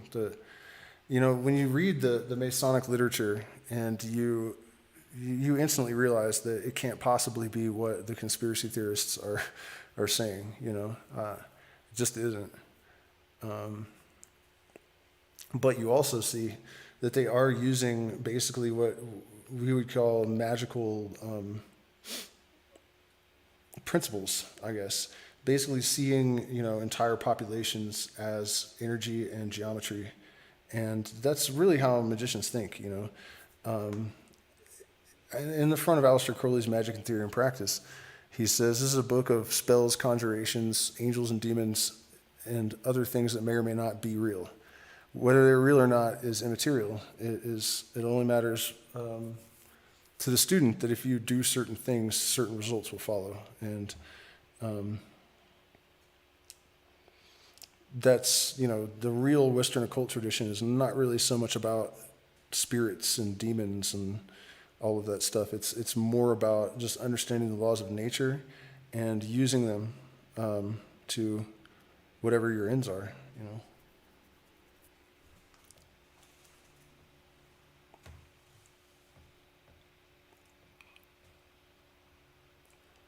Yeah, there's good fishing. There's lakes and rivers. There's big trout, like really big, like lake trout, I guess.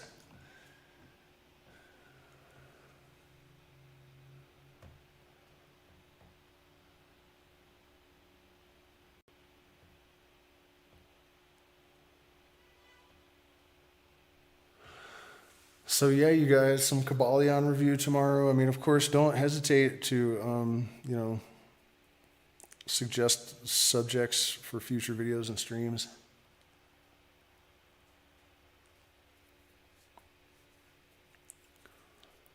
Always open to suggestions.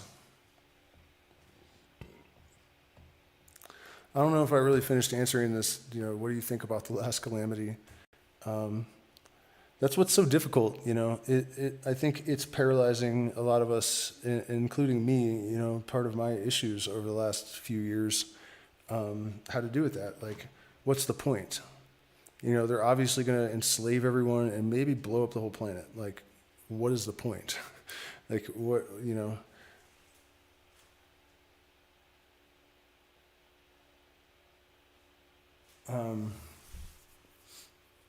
it just definitely is kind of daunting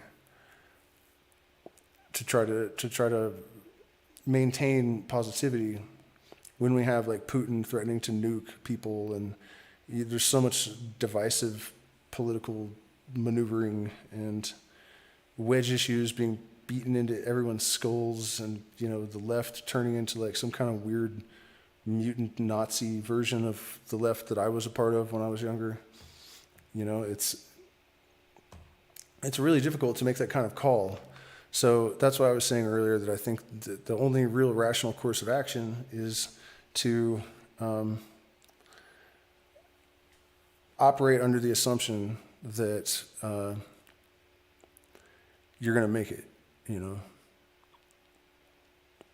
But I don't think it's a good idea to stay in the United States. Any of you that have the means to get out of there, I definitely would go if I were you.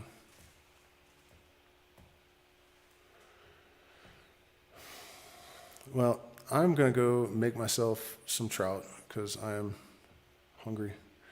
And I may, I don't see how I can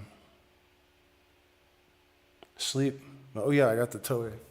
But what I was saying is, if I'm still awake despite my inability almost to keep my eyes open, I'll pop on for another stream. Maybe we'll even do some Kabbalion tonight. I rambled on that though, didn't I? I was going to say that really what the Kabbalion and what the secrets of the Western mystery tradition, all that stuff, what's so mind-boggling about it is that it's so obviously true. And it's just, the consistencies in it are because it's true, I guess, is what I'm trying to get at, And it's been my opinion since I was very, very young that to free yourself from cultural conditioning and to sort of ascertain the wiring under the board in the universe and to make some sort of contact with that sort of spiritual dimension and all that sort of thing is not really extraordinary. It should be normal, but it's just the conditioning that has made it. So when you actually start to understand all this stuff, you're just like, damn, man, this has been right in front of my face my whole life. How does anyone not, figure this out? You don't need to be Hermes Trismegistus or a 39-degree fucking Freemason or whatever. And by the way, when I was took initiation at the lodge in Ukiah, the lodge master told me at lunch the first time that we sat down that there's something above the 33rd degree, and nobody knows what it's called. Nobody knows. There's nothing I can find on the internet. He didn't say, So that's kind of a crazy thought, that there's people above those guys, They're usually pretty high up the ladder in every sense.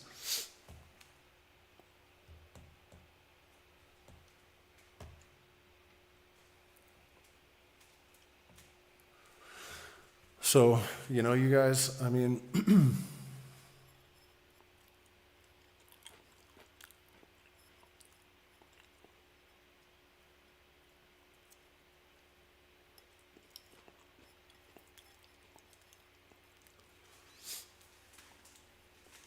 got to take all these lessons to heart and act on them, I figured out that you can talk to people till you're blue in the face. You can be totally right, like unquestionably. And it doesn't matter, it doesn't matter whether it's obviously true. It doesn't matter, if what the person believes doesn't make any sense. It just doesn't matter.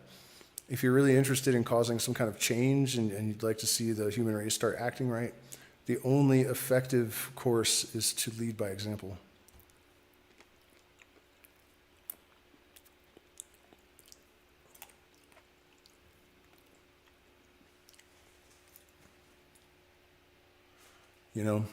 We have to show them how good it can be. Otherwise, they're not listening.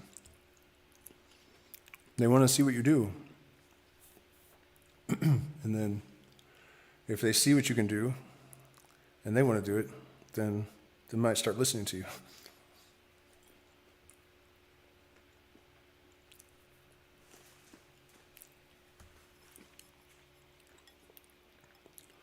One of the things I've been really thinking a lot about is like how people are so invested in Donald Trump or so invested in Joe Biden or whatever.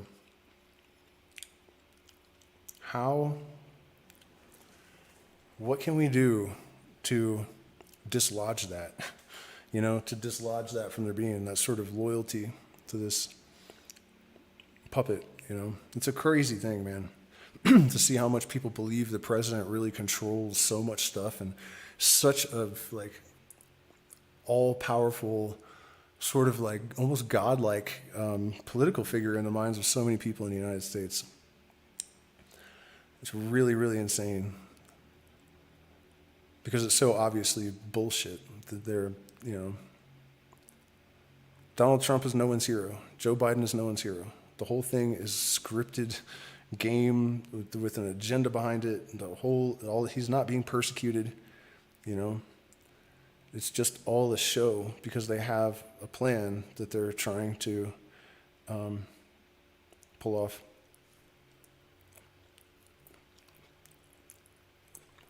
And I think that's, I don't have a big enough audience to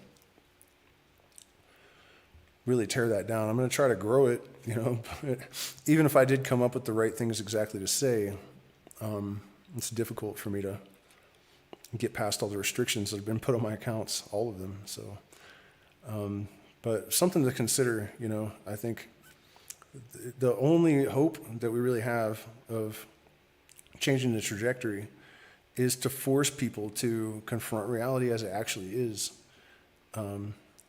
which would mean that all of the Trump supporters would have to accept that they were duped, and all of the Democrats would have to accept that they were duped.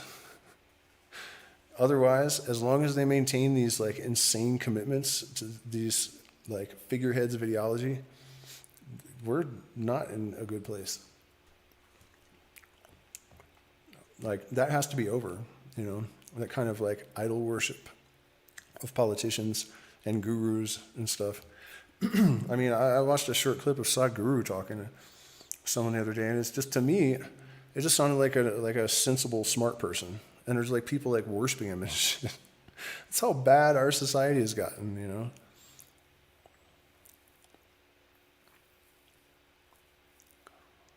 I mean, the guy murdered his wife. It's he wasn't convicted in a court, but it's almost 100%. It is 100. Well, she could have died of natural causes, I guess, and he propped her up or something. But I don't know. You guys probably all know that story. But Sadhguru's wife, he wanted to. It said political entertainment. Politics in the United States is the entertainment arm of the military-industrial complex. Yeah, he killed her, dude. He definitely killed her. I mean, he wanted to be with a mistress, so they took her out and propped her body up, and acted like she intentionally left her body. But, what mom with a 6 and a 9-year-old, so enlightened, and detached from desire, that she just had to leave right now. It's stupid as hell. And then when the police were coming, and the family, even though it's not Sadhguru's tradition, they burned the body. So, and they don't do that. His tradition doesn't do that. So 100% there was some evidence that he covered up. Killed his wife. And now he's a millionaire for giving people common sense advice. You know why, too? He has a big white beard and he's Indian. But white privilege, right?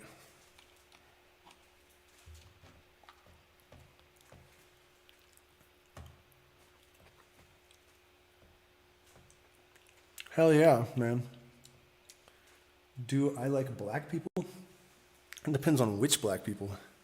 It's like anyone else, I mean, the worst black people are awful, and the worst white people are awful, and, I mean, do you like black people? Have I ever listened to Ram Dass? Yeah, well, Ram Dass's name was Richard Alpert, and he was a colleague, I guess. You don't call them co-workers at that level. You call them colleagues, right? He was a rich kid, rich Jewish kid, gay, rich Jewish kid. And Leary and him started doing all the psychedelic stuff. And then I guess Ram Dass heard about the Beatles guru, and he went to go and find him. And he gave him LSD, and he supposedly just ate a big handful of it, and like not much happened and all this. But I've actually looked into that guru, and he was definitely evil.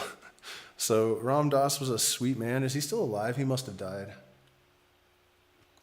Oh yeah, I've seen him in person, yeah.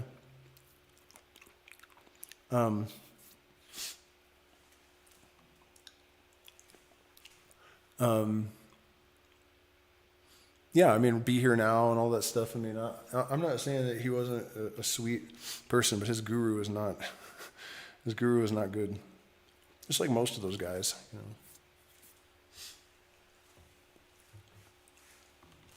I will say something a little bit divisive since you asked me if I like black people, because I think the race issue has actually impeded our ability to fix the culture.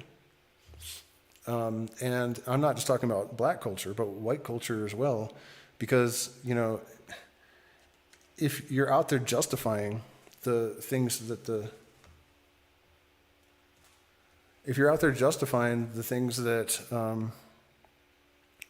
the white supremacists say, you know, you're also, it's like, you know, both sides are, so what I'm getting at is that, you know, when you have hard numbers that suggest there are serious statistical problems with a certain demographic, but nobody can even talk about it because you'll be called racist, even though it's, you know, not addressing it is far more harmful, I think, than, you know what I mean? So that I feel is important. And there is some progress happening, I think, in that area, because back in the 90s, when political correctness became a movement, I guess, the first thing I thought was like, no, this is fascism.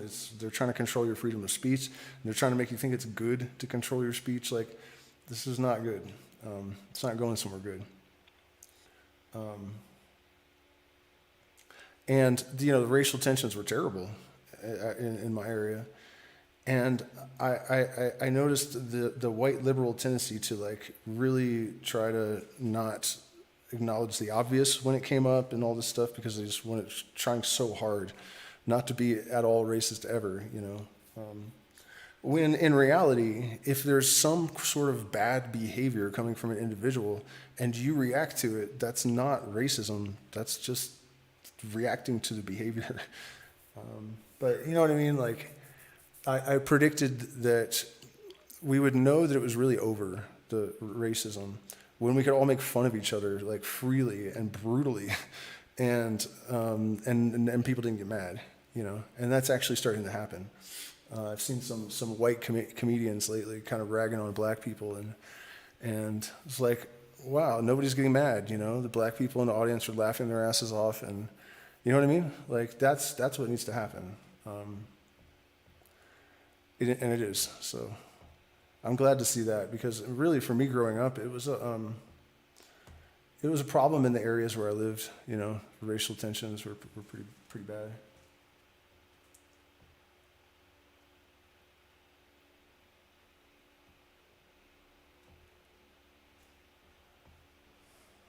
I don't know, I'm getting signals that I'm not streaming anymore or something.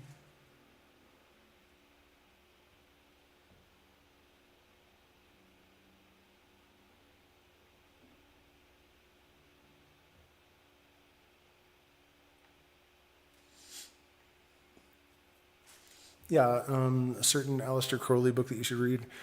Magick in Theory and Practice, and then Magick Book 4, and then also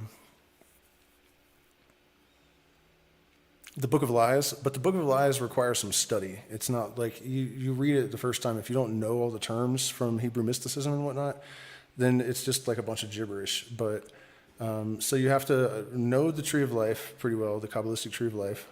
You have to know what terms like nefesh and ruach and all the 4 levels of the soul, and absolute, the four levels of the soul of the world, and some other references. So if you get that book, you just have to make sure that you're patient enough to go through and analyze and research all the terms that you don't understand. Make sure you know them all, and then start over and read it again. And for that book, I will often pick it up again after a year, 6 months, and all of these new layers of information, deeper levels of meaning, emerge. So that's also, a good indication of some real spiritual attainment, is if someone can layer like knowledge in there. And the thing is, being realistic about it, it's not even so much the person, because they're using these structures that are designed to compress information.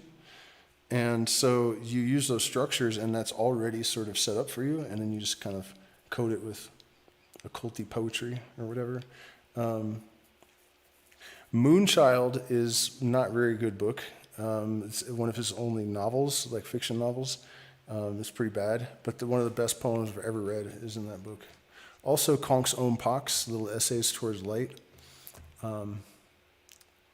Why do I have poor reception, dude? I have an Ethernet cable and 50 MPS upload speed. Why am I having trouble? Yeah, the Book of the Law. The Book of the Law is actually better. You have to make sure that you get a version that has the introduction, because the introduction is actually probably more important than the rest of the book. Because he talks about people becoming, what do they call it? Non-binary, and the fascism coming, and the depopulation agenda, all this stuff. It's really crazy. It's the most accurate prophetical documents on the planet, and even the skeptics of Nostradamus and Edgar Cayce agree to that. Something was definitely going on there. And he even went so far as to refer to the World War I as the Great War, which many years afterwards, that's what it was called, the Great War, or a few years after. But we're talking 10 years before it started. And he said when the world was soaked in blood by the Great War, the new aeon will commence. And most historians pinpoint World War I as the beginning of the current period. So it's pretty insane stuff, man.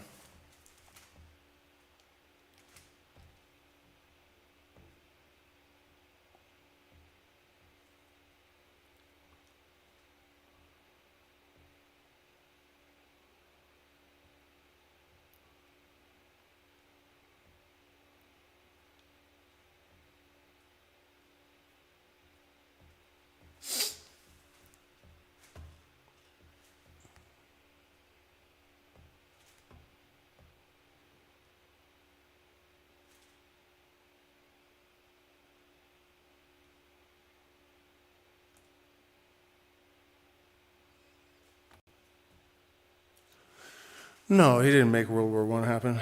He definitely didn't make World War I happen. I mean, it technically started because Archduke. Wow, that's a good one. Bishop, Archbishop Ferdinand got capped. Got his wig split, peeled, got his cap peeled back. But no, he didn't want anything to do with all that, man. He wasn't about like causing problems. But he was just granted access to information that most people would not be able to receive, and he just tried to let us know. The herd, in the Book of the Law, it says, society only moves by the light of genius. The herd will be destroyed in mass. Look what's happening, And he's not wrong. It's not him anyways. He never decided whether the Book of the Law was his own subconscious or an actual being, for certain. But there's pretty much no doubt that it was, whatever was going on there was like truly prophetical in the really realist sense of the word. So, man, 10 likes is all. Must have been rambling too much tonight.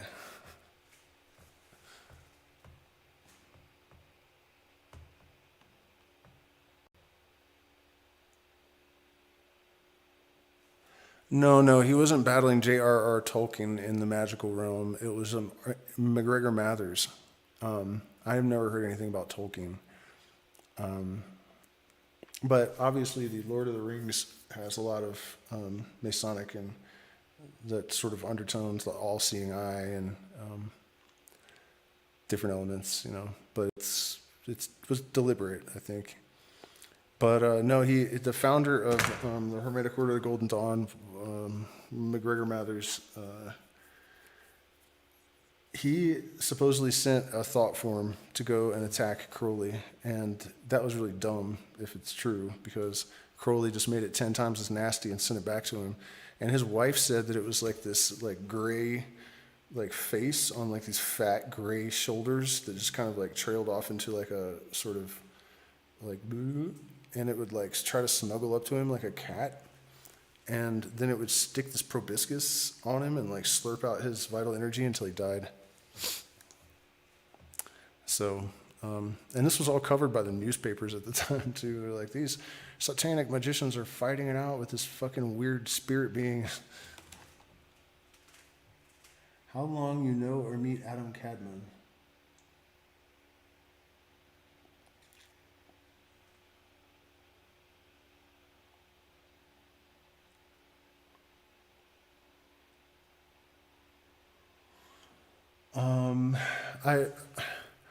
Maybe you don't quite understand what Adam Cadman is. I don't know if you're just misunderstanding or the idea of Adam Cadman is that the universe, all the little constituent elements are parts of a gigantic being, and so the planets and stars and all that are like electrons and protons and neutrons and shit in the body of this giant macrocosmic being.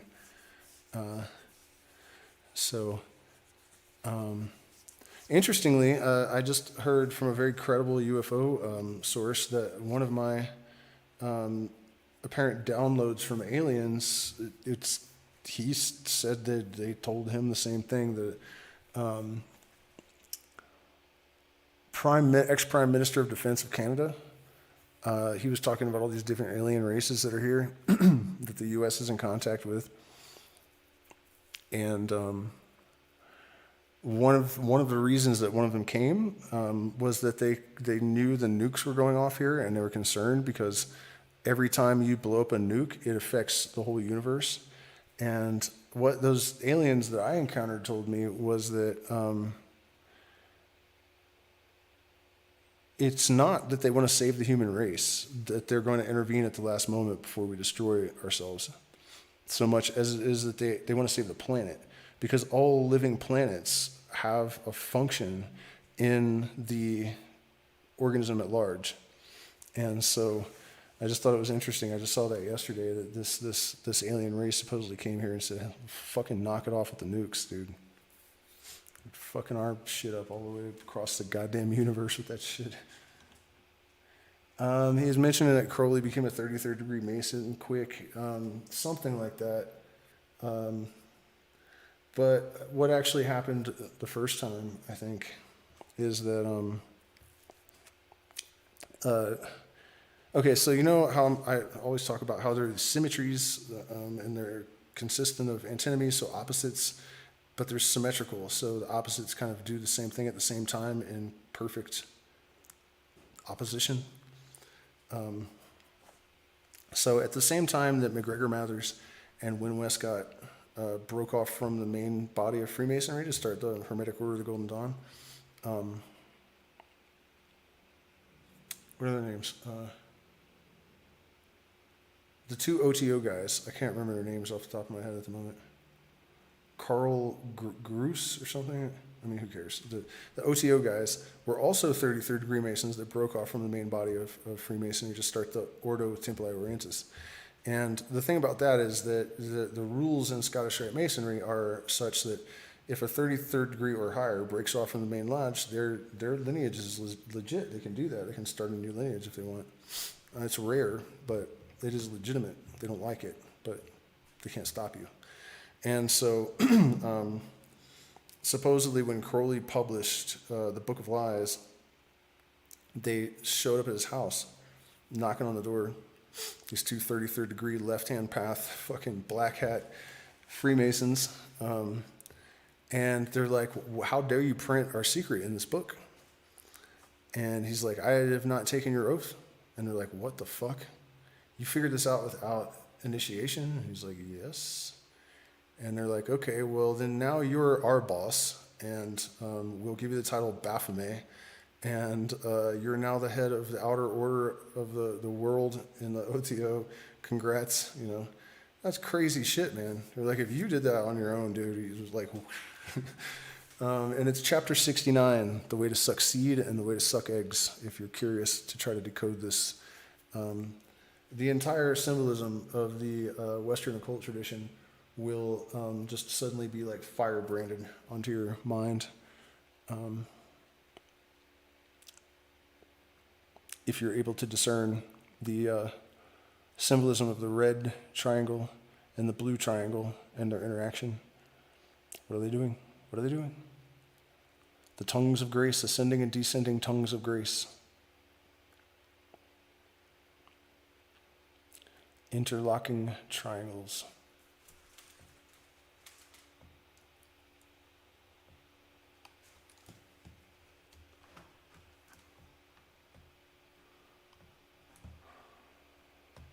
Really annoyed that I keep my, what is this thing called where you drag your finger around and make the thingy move?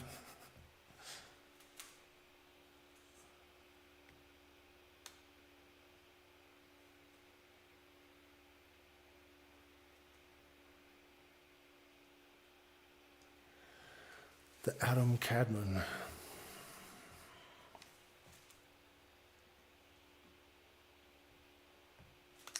Well, I said I was going to go eat dinner like 40 minutes ago or something, so I'm going to make some fish, but if I'm still awake, I'll pop back on. Maybe we'll have a more focused stream.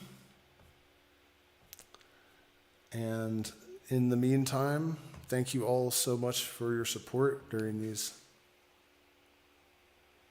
obscenely difficult times, and please consider joining the Patreon and hit the like button, share, subscribe, do all those wonderful things. Also, come see me if you want. That's not off the table at the moment. So, yeah, guys, I will see y'all later.